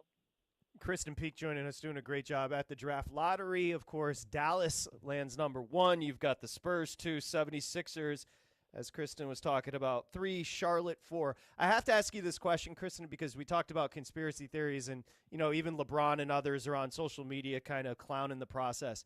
When you walk around there, do you hear conversations about an overhaul of the process as far as the draft? Something's got to give, right? There's a lot of eye rolls, especially with the teams that are doing whatever they can to rebuild from the ground up. I mean, you look at 4, 5, and 6, Charlotte, Utah, and Washington. They had the highest odds with 14% chance, and they don't even get a shot. Not only a swing and miss at Cooper, you don't even get a shot at Dylan Harper. You don't get a shot at Ace Bailey. So that's got to be frustrating, especially for those 3 teams in particular. And to see the 3 teams that did land, in a very loaded draft, a top-heavy draft, I mean, yeah, it's got to be very, very frustrating for all the other teams that kind of fell short and fell out of that top 5, top 4. Yeah, I'm curious, this draft class, Kristen, what do you make of it talent-wise? Those teams now who thought they had a chance at number 1, having to settle in, 5 and beyond in some aspects.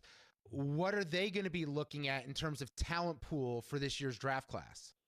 I mean, they got their work begins, right? You find out where you land in the lottery, now the work begins. I mean, you don't really have to do much if you're 1, 2, and 3 because you kind of pick who is the next available prospect. But then at 4, Charlotte is very guard heavy. So it's like you look at someone like Trey Johnson, the 6'6" combo scoring machine out of Texas with great positional size, or you take VJ Edgecombe, who's another guard.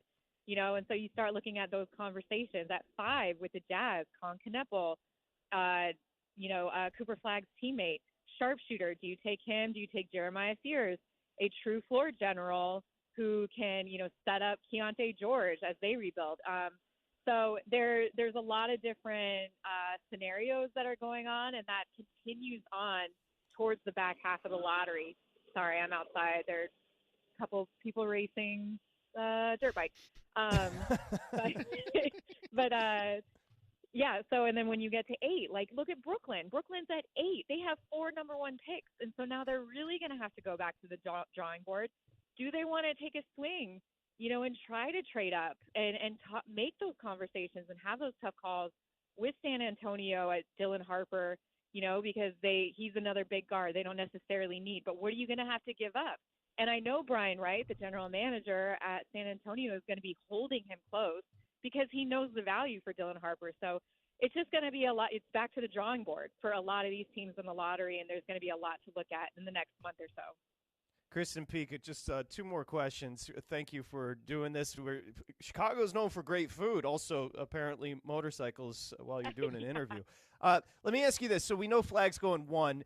Does the draft start at 4, as you kind of alluded to? Harper probably 2, and Ace Bailey, the teammates out of Rutgers, 3? Yeah, absolutely. I think 4 is where we're going to start to see, teams look at other options. I think those 3 in particular have really done enough with their body of work, even though Ace Bailey measured without shoes it's weird me talking about him as he's walking into the hotel right now. Measured was he on a motorcycle? No, he was not on the motorcycle. Okay. At 6'7", and he was listed at 6'10", the entire season. What are we doing? Why do we continue to do this at the youth and college level? Like, can we just start listing their actual height, but no, those three have solidified themselves, and the draft really, really starts and will get interesting at 4. And the combine coming up this week, you're going to get a close look at a lot of these guys. Are there 2 or 3 couple people that you're really interested in seeing how they test out, how they play in these matchups coming up this week, where you think their draft stock could really rise? Yeah, Boogie Fland is a buzzy name that I've been hearing from a lot of different teams, and just the workouts that he's had leading up to the combine. He's actually going to play in the scrimmages, so that's always a good sign. And then there's I don't have anything in front of me, but there's a couple other players, but the players that I'm kind of, disappointed that are sitting out, LeBaron Filan out of Alabama. He's kind of like a fringe first, early second round. I'm disappointed that he's not playing, and that's usually to protect a draft stock. But everybody has to participate in the testing tomorrow, so it'll be interesting to see, Asa Newell and how well he's shooting the ball, how Con Kniffel is shooting the ball. Like, I love the shooting drill, the star shooting drill, the 3-point shooting drill, because we're seeing them shoot from the NBA 3-point line, a lot of threes in a matter of a couple hours. Awesome. Well, listen, thank you so much. I know it's busy there. Crazy ongoings as Dallas somehow, some way lands the number 1 overall pick. Kristen Peak, Hoops HQ, NBA draft analyst, NBA TV analyst at Kristen Peak on Twitter. Thank you, Kristen. Enjoy Chicago. Thanks, guys. Thanks for having me. Okay, thank you. There goes Kristen Peak, who, well, listen, I think the big takeaway here is what Kristen said.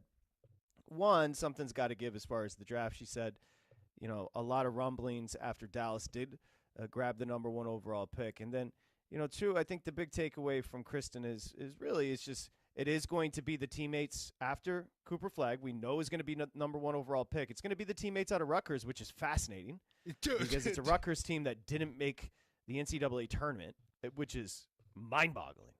Dylan Harper and then Ace Bailey are going to go 2-3. So Dylan Harper most likely going to go to the Spurs, and 76ers are going to take Ace Bailey. I just wanted to confirm this.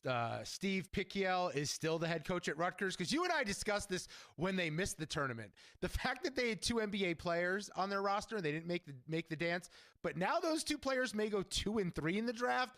I mean, I don't know how you keep your job and you don't make the tournament with that talent on your roster. That's freaking wild. Yeah, look, the draft classes have gotten weird. It's a little bit better this year with a less international feel, where at least we saw some of these kids play. But I think for Brooklyn is the one I'm fascinated about. I knew they had 8-19. I didn't realize they also had 26 and 27. They really needed to get that first pick in the draft, or at least in the top 5 for the lottery, for them to kind of swing their future. sitting at 8, 19, 26, and 27, you best believe they're packaging a few of those together for a ready-made player. Yeah, I mean, it's listen, if we similar to what we just saw with the NFL draft, it's not overly talented. If we're gonna, no, these kids are, God bless them, crazy talented. We're just talking about all time, and this is, Cooper Flagg. Maybe we can continue to pull. We'll go through them. We'll get to a couple calls, but maybe we can go through some of the number one overall picks and just kind of talk about the safety, because the safety of Flagg feels pretty fortified. Like the idea that he's going to be a very good basketball player. I don't think his ceiling is it's obviously not Wemby. I don't think he has I don't think he has a Cade Cunningham ceiling, but I think he's a safe player. Yeah, I did a little sneak peek. I'm not going to give anything away. I just think the results are pretty surprising for number one picks. That's all I'm going to say. Pretty surprising. Okay, we'll go through those. By the way, the Caps did get on the board, so maybe we'll get something cooking here in Carolina, Raleigh, as Carolina, a 2-1 series lead, now a 2-1 lead in Game 4, 14 minutes to play. So Carolina up a goal. Let's see if we can get something going. And the Knicks. Also, yeah, every time you look up, they cut it to 5 or 6. Every time you look up. They're on a 9-0 run, so they were just down big. Thibodeau took a timeout. They came out on a 9-0 run. That's a good job. Pissed. Yeah, he was. Derek White though, can't miss, though. Oh, he can't miss. Yeah, Derek White extends the lead to 8 for Boston. Derek White is he's a dog. That dude rules. He's up to 20 points on the night. 23. 75-67. Do you have an in-game number? Where does that stand on this one? Yeah, we are at NBA. Sorry, was on football. Celtics minus 7.5. 224.5 is your total, plus 290 on the Knicks. Okay, Tatum with a great steal and a dunk the other way to extend it to 9. 6:41 to play. And the third, of course, you still have the Timberwolves Warriors coming up later tonight, about 45 minutes. And then you have a really good one. And that one's the puck drop is not too far away. 6:30 my time, 9:30 your time on the East Coast. The Golden Knights and Oilers will play Game 4 with Edmonton leading that series 2-1. Looking forward to that game. Let's continue to talk draft here. VSiN Live, Mad Dog Sports Radio. And go to Phoenix and say hi to Koof. What's up, Koof? Well, fellas. I guess it all makes sense now why the Mavs traded Luka Doncic to the Lakers for Anthony Davis and not much else. They were clearly guaranteed the number one pick in the draft if they did it. You've got LeBron aging. The Lakers don't have a superstar to backfill. Bad for the NBA, their number one brand, the Lakers, so they accomplished that. And now the Mavericks get Cooper Flagg. This is rigged. This is Derrick Rose to Chicago. This is Patrick Ewing to the Knicks. 100% rigged. Yeah, they're going to have a hard listen. This is there is a delineation between. It's like if you're a non-conspiratorial person, you're just like, eh. If you're a conspiratorial person, there is no wonder if buts. It's just no. This is you dogmatically think that things are rigged, and that is Koof. But the NBA does have an issue. That's why I asked Kristen, is there conversation amongst the people in the know in Chicago right now at the draft lottery about some sort of reformation of the process of the lottery? Something has to give. That's all. And if we're going to go down the conspiracy route, just momentarily, just bear with me here. Remember the initial reaction when the trade first went down. It was that this doesn't add up. The conspiracy began when the trade happened. This is the closing chapter of the conspiracy, them landing number one, being able to draft Cooper Flagg. But this kind of answers that first question we had, make this make sense to us. And this is the only way it does actually make sense. It's never a good sign when the only logical conclusion you can come to with a situation like this is the conspiracy is the only logical outcome. Yeah, I would say, obviously you don't know. I don't know. Koof doesn't know. No. Nobody knows. But and I always find the dynamics and inner workings of a conspiracy to be like, do you think Adam Silver, who's a hippie, maybe he is, Koof, maybe whoever believes in conspiracies, do you think he's really in there with a small subset of people talking about this can't leave the room? Yeah. Like with the leaking possibilities and social media, hey, maybe. I'm not trying to throw anything on anybody that wants to talk about conspiracies. What I will say is it's pretty obvious that when the trade went down, if you were listening to an analyst justify the Luka trade, then that analyst is not good at their job. So, and then overwhelmingly everybody's saying, well, where does this rank as worst trades in the history of sports? And you get to the bottom line, it's like, oh, it's the worst. So it coming off the heels of that, yeah, it's a weird look. It's a weird look. Again, you have to then go through the machinations of the process with which Adam Silver gets the group of people he trusts and pulls this out. Look, I would just say I believe Lee Harvey Oswald acted alone more than I believe this wasn't the end game of the conspiracy. So then I get confused. Is it conspiracy which way with Harvey Oswald and which way with the Mavericks? That's what conspiracies do. Oh, okay. I don't even understand. I'm very briefed on it, but I believe it's that there wasn't just one shooter. It wasn't just Lee Harvey Oswald shooting JFK. And then with the Mavericks, it's the only thing I can make. But to your point about Silver, the last thing Adam Silver wants when his league is getting attention and there's a team about to set their future up with a superstar in Cooper Flagg, the last thing he wants hanging over that whole situation is the thought of a conspiracy. He's a pretty aware guy. That's the one rebuttal I'd have for the conspiracy theory. Okay. Well, I do know that smart, accomplished people get really involved in the deep dives of conspiracy. For example, I worked with Michael Lombardi for years. And you know Michael Lombardi's over there, the general manager. He's working for Jordan Hudson at North Carolina.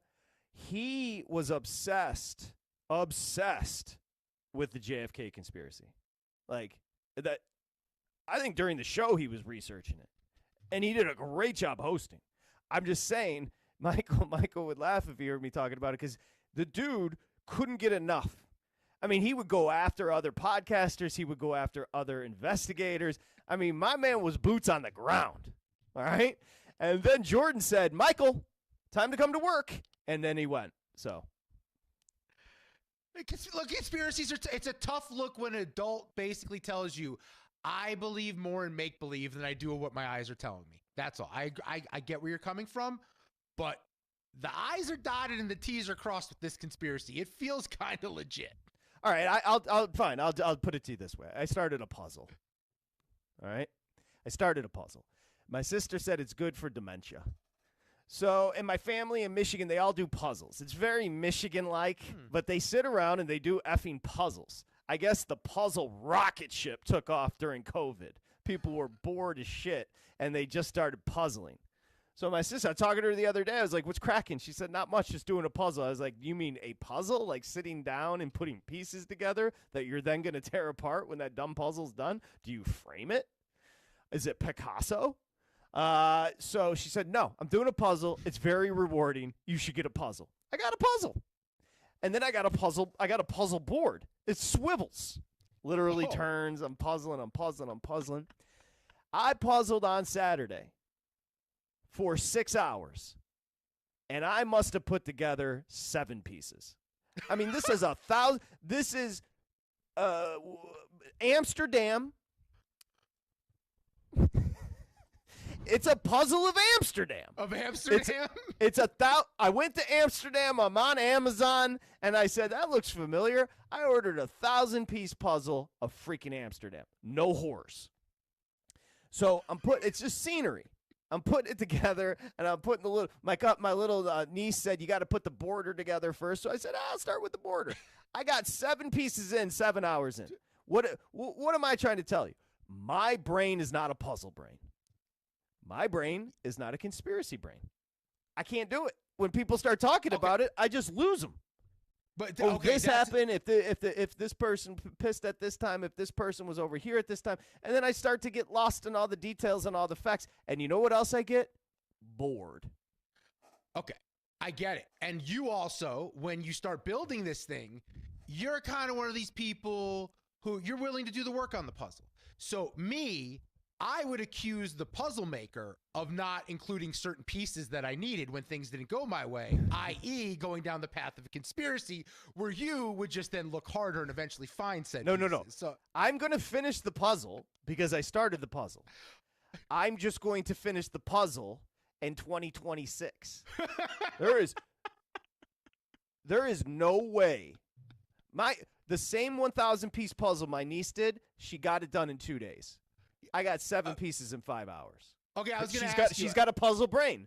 My niece Ava has a puzzle brain. She also is probably going hard on the draft lottery and what's at stake. Okay, but maybe she should be hosting the show. 1,000 pieces feels a little lofty for your first puzzle. Am I crazy? Not afraid of a challenge. That's a fact. Not afraid of a challenge. And I just said, I like Amsterdam. I didn't even know what I was ordering. I just ordered it. What's that?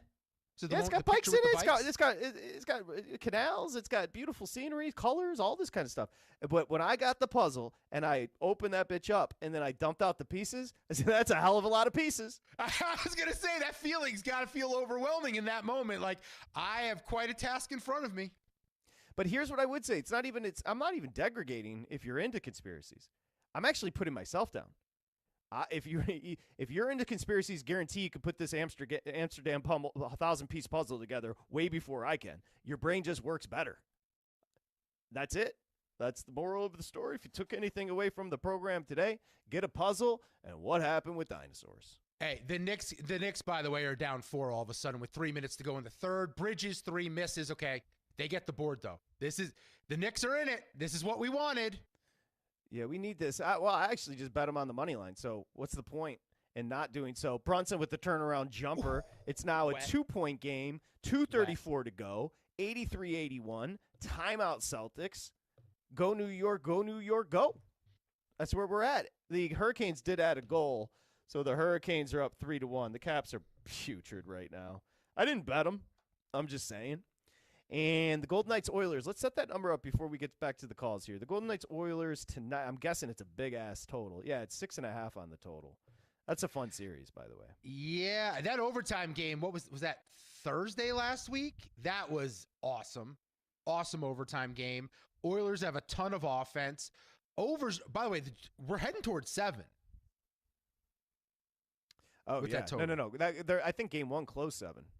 Yeah, we're at over 6.5 minus 142. Even money on VGK, minus 120 on the Oilers. I feel like it's Edmonton, but also the road team's been really successful to start this series. 2-point game in New York. The Knicks were down big. They've come back. Still plenty of time. A little over 2 minutes to play in the third. And I'll tell you something else. I got the puzzle that when you flip the pieces over, it gives you the number. It groups them. So I started with A. And I just flipped them all over and said, where are the A pieces? I knew that the pieces of the puzzle that I had all went in the same area, and I still only got 7 pieces. It's still that hard? It's still that hard? No, for me. Dude, do you think that you're dumber than me? It would take me 20 years to do this thing. I can't do puzzles. The thing that you explained, this is where my brain went. You said, I can spin this thing for the puzzle to put it on. My first thought was if I owned that machine, it would become where I put my pizza or my appetizers when people come over, my chips when I'm watching the games to rotate them. That's what I would do with that thing. Listen, no disrespect. You asked the question, am I dumber than you? The answer is no, but that doesn't mean you couldn't be better at a puzzle. No, I think it does. I think it does. Science would refute that. No, I think you could. I'll guarantee you this. You would be way better. I think I'm the worst puzzler on the planet. All right, let's get back to the conspiracies. Like the Rizzler. I'm an idiot. Fitzgerald joins us in Seattle. Hi, Fitzgerald. We got Fitzgerald. He get maybe a McFish or McChicken. McChicken underrated. Filet of fish. McChicken underrated too with that mayo. No, see, you haven't been to fast food in a while. They got rid of the regular McChicken. You can only get a spicy McChicken now, and I like the regular better. It's disappointing by Mickey D's. Well, I hope Fitzgerald enjoys it. Let's go to Long Island and say hi to Larry. Hi, Larry. Hey, guys. How you doing? Good, Larry. How are you? Good. So I lived in Dallas, right in downtown, for like 15 years. And if you don't know this, the Mavericks and the Stars don't own their arena. They both rent. They make very little money from owning the arena, from the concerts. They make nothing. So when the Mavericks were sold because it was a real estate deal. The casino owners want to build a whole new, small metropolis like the Braves did, where the Dallas Cowboys used to play in Irving. And they're going to try to get a casino, which they don't have any in Texas. It's illegal. But, money buys whatever you want. So the reason why they didn't want to spend money on Luka is because all the money is going into this development. And it's going to make the team so much more valuable. And the league's going to have another $1 billion development that's all about the NBA in Irving, Texas. So I could definitely believe the conspiracies. But the bottom line is they're not in it to win basketball games. They're in it to develop a piece of property and have a winning team in like 2031 when they have a brand new building. Now, that actually makes sense, Larry. If you give me a business concept behind the conspiracy, I'm into it. And the metropolis they're trying to put together there. So they didn't count the bank three, but they did count the Jalen Brunson turnaround. So we have a tie ball game, 83-83. By the way, on the other side, Tatum airballed the three. Yep. And then Derek White got the rebound, missed a three. So what got you to the dance? Keep dancing with it? Whatever that. What do you say? What brought you to the dance? Dance with it, and the Celtics keep dancing with the three-pointers. And now it's a tie ball game. I got excited, though, because Cat drew a foul on Tatum before the Brunson shot that tied it. And after they said it was a foul on the floor, but Cat went up and banked in a three. It would have been a 4-point play. It would have been a massive swing in the game. And now Tatum driving down the other way, gets the ball stripped and trips and lands on his wrist. And now he's down on the floor holding it. All right, Washington got a power play goal. What? They're still on the power play. So it's 3-2. They got a 2-minute power play. The Caps could get in this. They're down 3-2, still 7:40 to play. That was 5.5 on the close, so it looks like it is going to potentially go over the total if you're into that type of thing. Quite a puzzle in Carolina. We're back. VSiN Live, Mad Dog Sports Radio.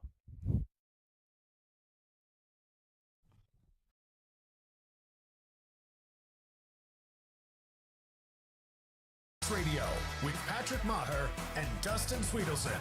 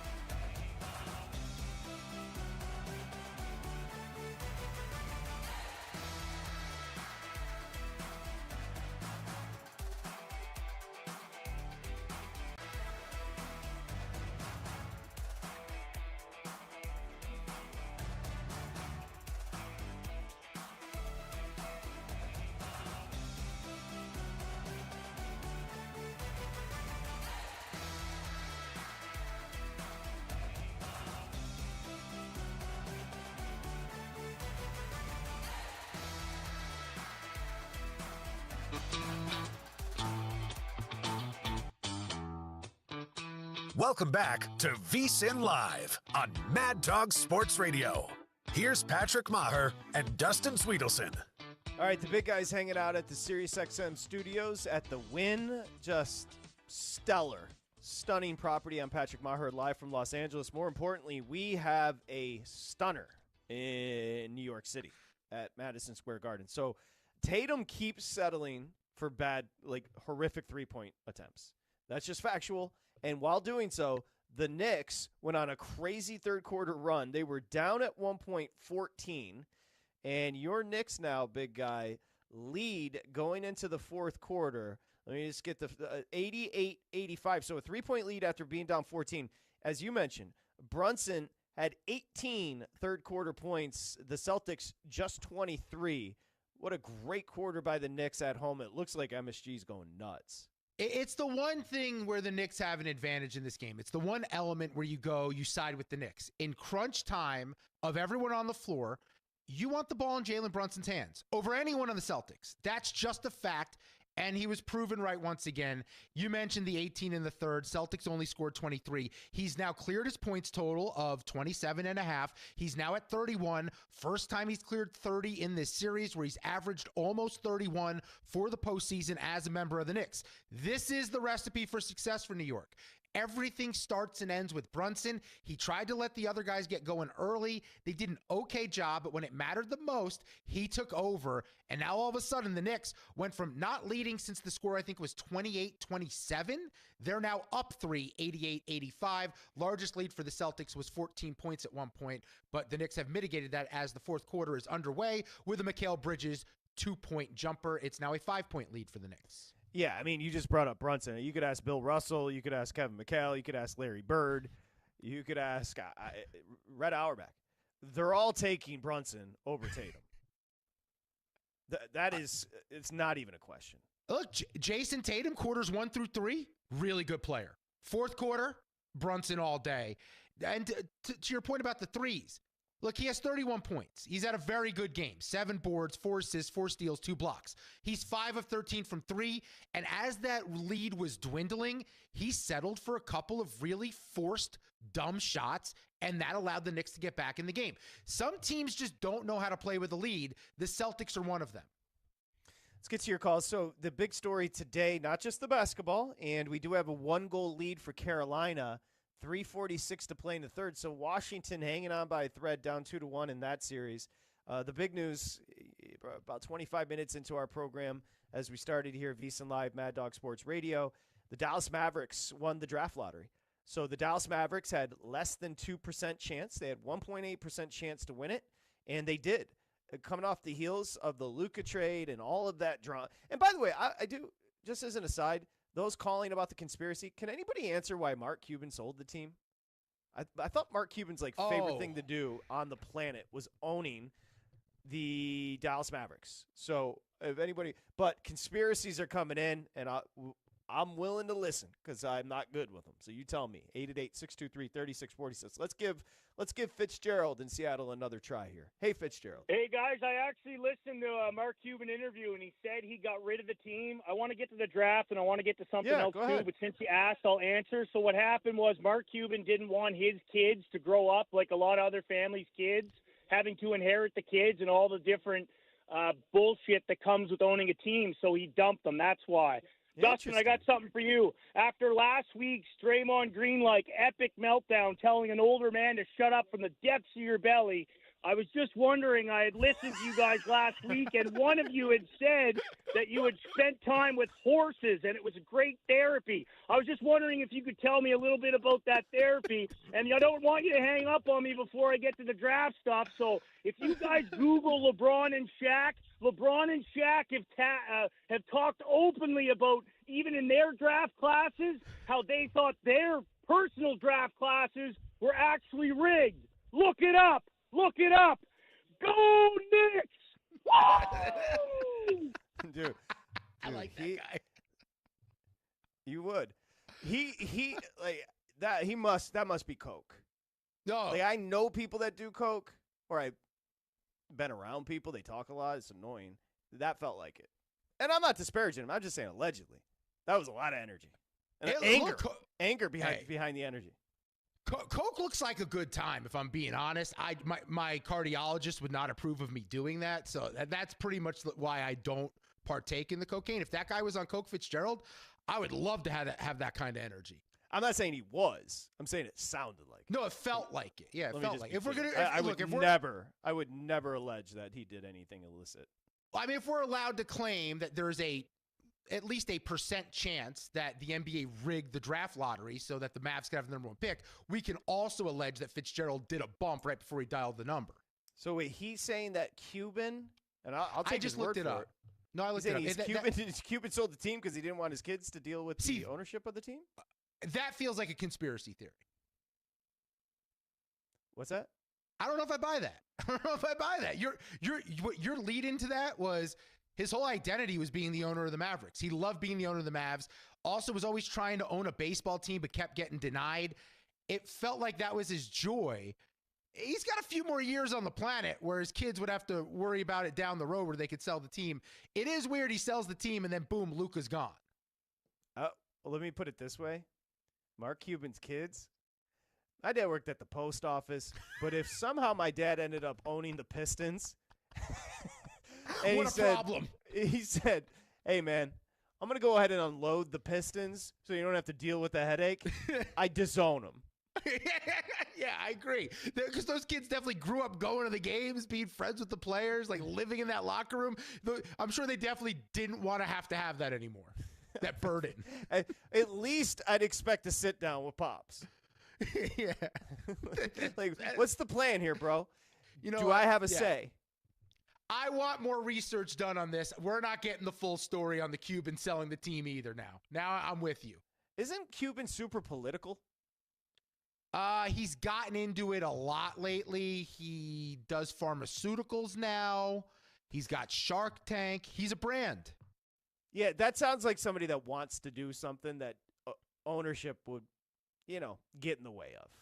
Feels like when that expansion team pops up in Vegas and LeBron is going to own it, Cuban will be one of the partners on that. That's the vibe I'm getting. I don't know what he's up to. I know bad dad. Yeah, not hooking him up with cool stuff. Our buddy Tony in Detroit. Hi, Tony. Gentlemen, good evening. What's up, brother? Hey, Patrick, I don't know if you remember, Bill Davidson wasn't even cold, and his kids had a for sale sign on the pallet. Oh, yeah. Hey, they sold the Tampa Bay Lightning, the Pistons, and Gores didn't get the Lightning, but they got rid of the Pistons so fast. Gores came in, got them so cheap, he just tore down the palace. He didn't even care. He said, "I'm gonna go rent downtown. I don't need the palace." I know you hate Chris Ilitch. We don't have to go there. But trust me, I know. That's the best. What is the perception of Gores in Detroit? Okay, you really understand this, Patrick. People dog Gores because he doesn't sit at every game because he lives in L.A. and he doesn't want to live in Detroit in February. He's a billionaire. I'd want to live in, Beverly Hills too. Hey, I'd want to live with Axel Foley myself. You know what I'm saying? Yes. But he has tried, and now, he bought out Monty, whatever his name was, the coach who came in and stole $40 million. He tried with Blake Griffin. He has tried and tried and tried. So he has spent money, and literally, like I just said, gave up a beautiful building in the Palace to move them downtown, which was the smart move. But he gets dogged because he's not there every night, which is lame in my opinion. Right. I like him. I think he's trying. So personally, hey, on the lottery real quick, I was a little upset. I threw a little scratch on the Sixers, man. I had a little hunch of maybe the Sixers, Cooper Flag, and it got close.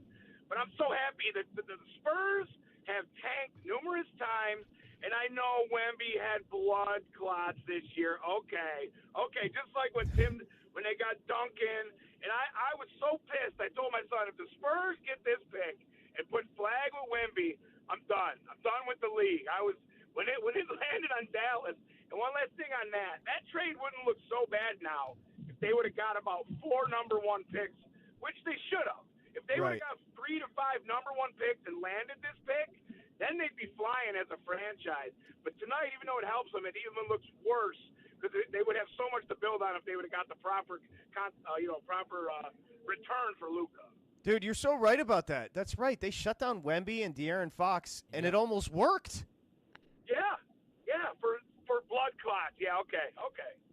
Yeah, right, Tony. He's so right. I forgot about that. Yeah, but I don't know. They tanked, and they had a 6% chance of the Spurs, and the Spurs got the second overall pick.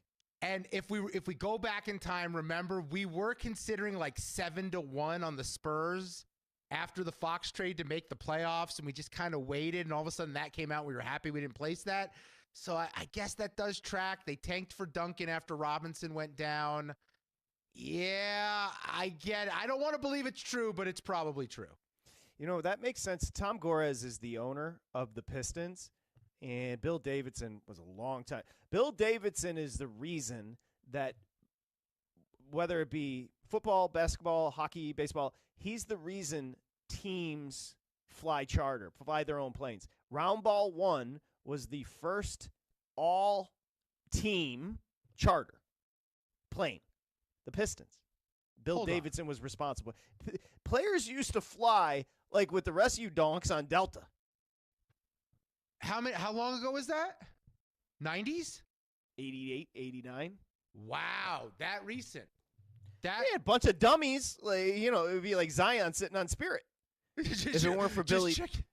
Just checking in like the rest of us. Zone 2. Sorry, Magic Johnson. You're in Zone 3. Back up a little bit. Yeah, if it weren't for Bill Davidson. But anyway, yeah. Michigan and Detroit, they're such a provincial place that I understand. Like, they hate Gores because he lives in L.A. They'd all like to live in L.A. Yeah, there's a bit of jealousy there. You know how I know that? You did that. That's how I know. I mean, I still love Michigan, still love Detroit. But if you have a chance to not be cold, you probably would pick it. Hey, I bet Detroit May through October is beautiful. Yeah, that's fine. I don't know what to tell you. 96-93. Tatum did hit a big three, and Tatum's flexing. That's good, Tatum. You missed like 12 in a row. You hit a three, tied up at 96, and then he decides to flex on him. We got you know what we have? We got a freaking barn burner at MSG. We got juice. I'm trying not to get ahead of myself and dream about the Knicks being up 3-1, going back to Boston, just needing one more. I'm trying really hard not to get ahead of myself, but it feels like it's going to happen here. I kind of believe in them because I don't believe in Boston in the home stretch. Cat to Robinson with a nice pass to go up two. Interesting move. 7:50 to go. So the Knicks are showing some mettle. Tatum just pushed off, then got scared and kicked it to Holiday for the three. He missed it. A rebound for the Knicks here. That's a foul on Horford. Gotta be. Ass. Bridges drew that. Bridges late in games. He head. does some. Bridges late in games does something to make an impact. I got to give the guy credit. He's not who I thought he was, but he's an effort guy, and actually he's had a great game. 19, 4 boards, 3 assists, 3 steals, and a block. So Bridges stepping up when they need him. Hold on. Not who you thought he was? You said he's the worst basketball player on the planet. I mean, he's not the worst. He's probably like bottom 5. But yeah, he's down low. He's definitely not special. But he's a good effort guy. Okay. Here's Brunson. That was a that was a stupid. That was a Tatum shot. That was a dumb three. Tatum's giving up the ball. Tatum's scared. Here's a three from Tatum. Tatum money though. 2 in a row from Tatum. And Tatum's letting you know. Tatum's doing a commercial where he's like Superman. Have you seen it? No. It's so whack. He is corny. Look. I don't want to go at someone's personality because I wasn't born with the best one either. But that's not a guy who I feel like is a commercial personality. Bridges is literally Michael Jordan after you said he's a bottom 5 Ever since I opened my mouth, he's going to be MVP of the finals. He's going to be finals MVP. Yeah, You've been on fire lately, bro. Let's see. Bridges is all of a sudden the best player on the court. God forbid he gets into journalism. I'll lose my mind. Brunson. Is this Anunoby? Anunoby with a great drive and a bucket. Love that. And a foul? Oh, okay. Allen Houston is fired up. Allen Houston, speaking of Pistons Knicks connections. That's true. Allen Houston drafted out of what college? Oh, that's a good question. I actually don't know. Tennessee. It's like Yeah, I thought it was. I was gonna say UT Chattanooga, so I knew that was Great, wrong. great Piston, great Nick. Yeah, rare players is good on both teams like that. Good call. He was a great player. 888 Mad Dog 6, 888-623-3646. We do have a final in Carolina as the Hurricanes take a 3-1 series lead. The Caps are overmatched, 5-2, the winner. So you laid the goal and a half with the Hurricanes, you cash. You went over 5.5, you cash. We have yet to drop the puck in Edmonton. That's coming up in just a second. We'll come back as we finish up this Knicks hosting the Celtics. Again, the Celtics were up 14. So what they've enjoyed doing is giving away fat leads in this series thus far. We'll come back and keep following along with you. It's VSiN Live, Mad Dog Sports Radio. This is VSiN Live on Mad Dog Sports Radio with Patrick Maher and Dustin Swedelson.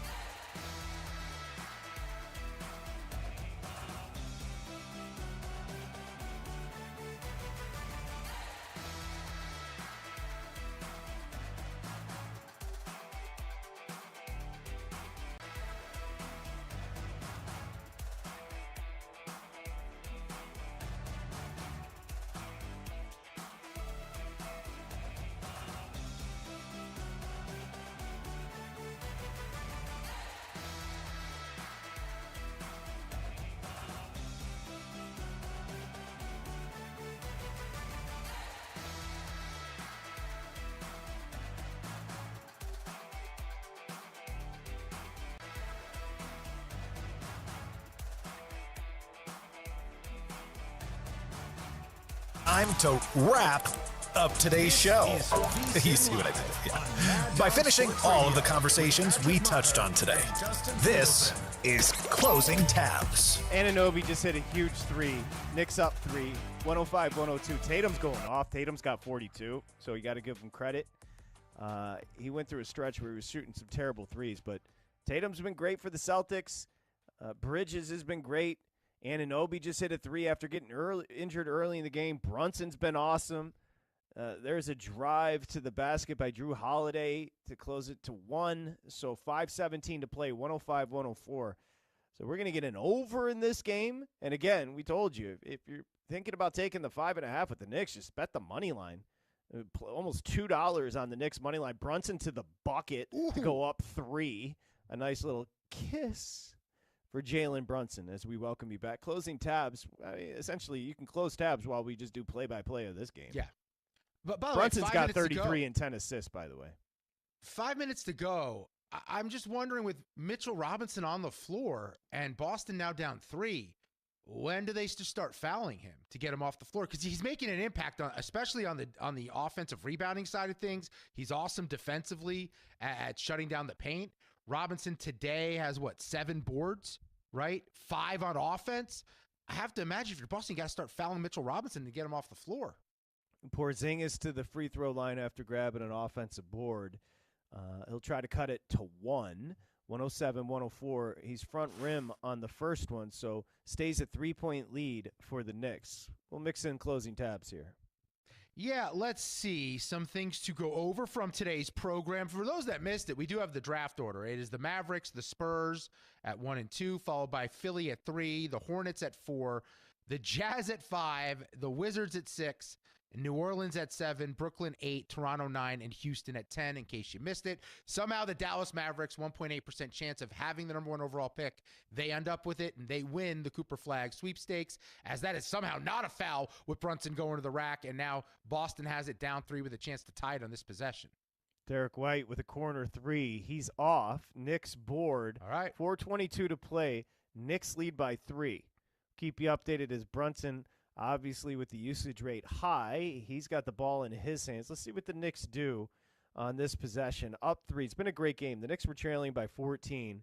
And Brunson's he's got Horford switched on him, and he's going to go around him, pull up for the jumper, and it's pure.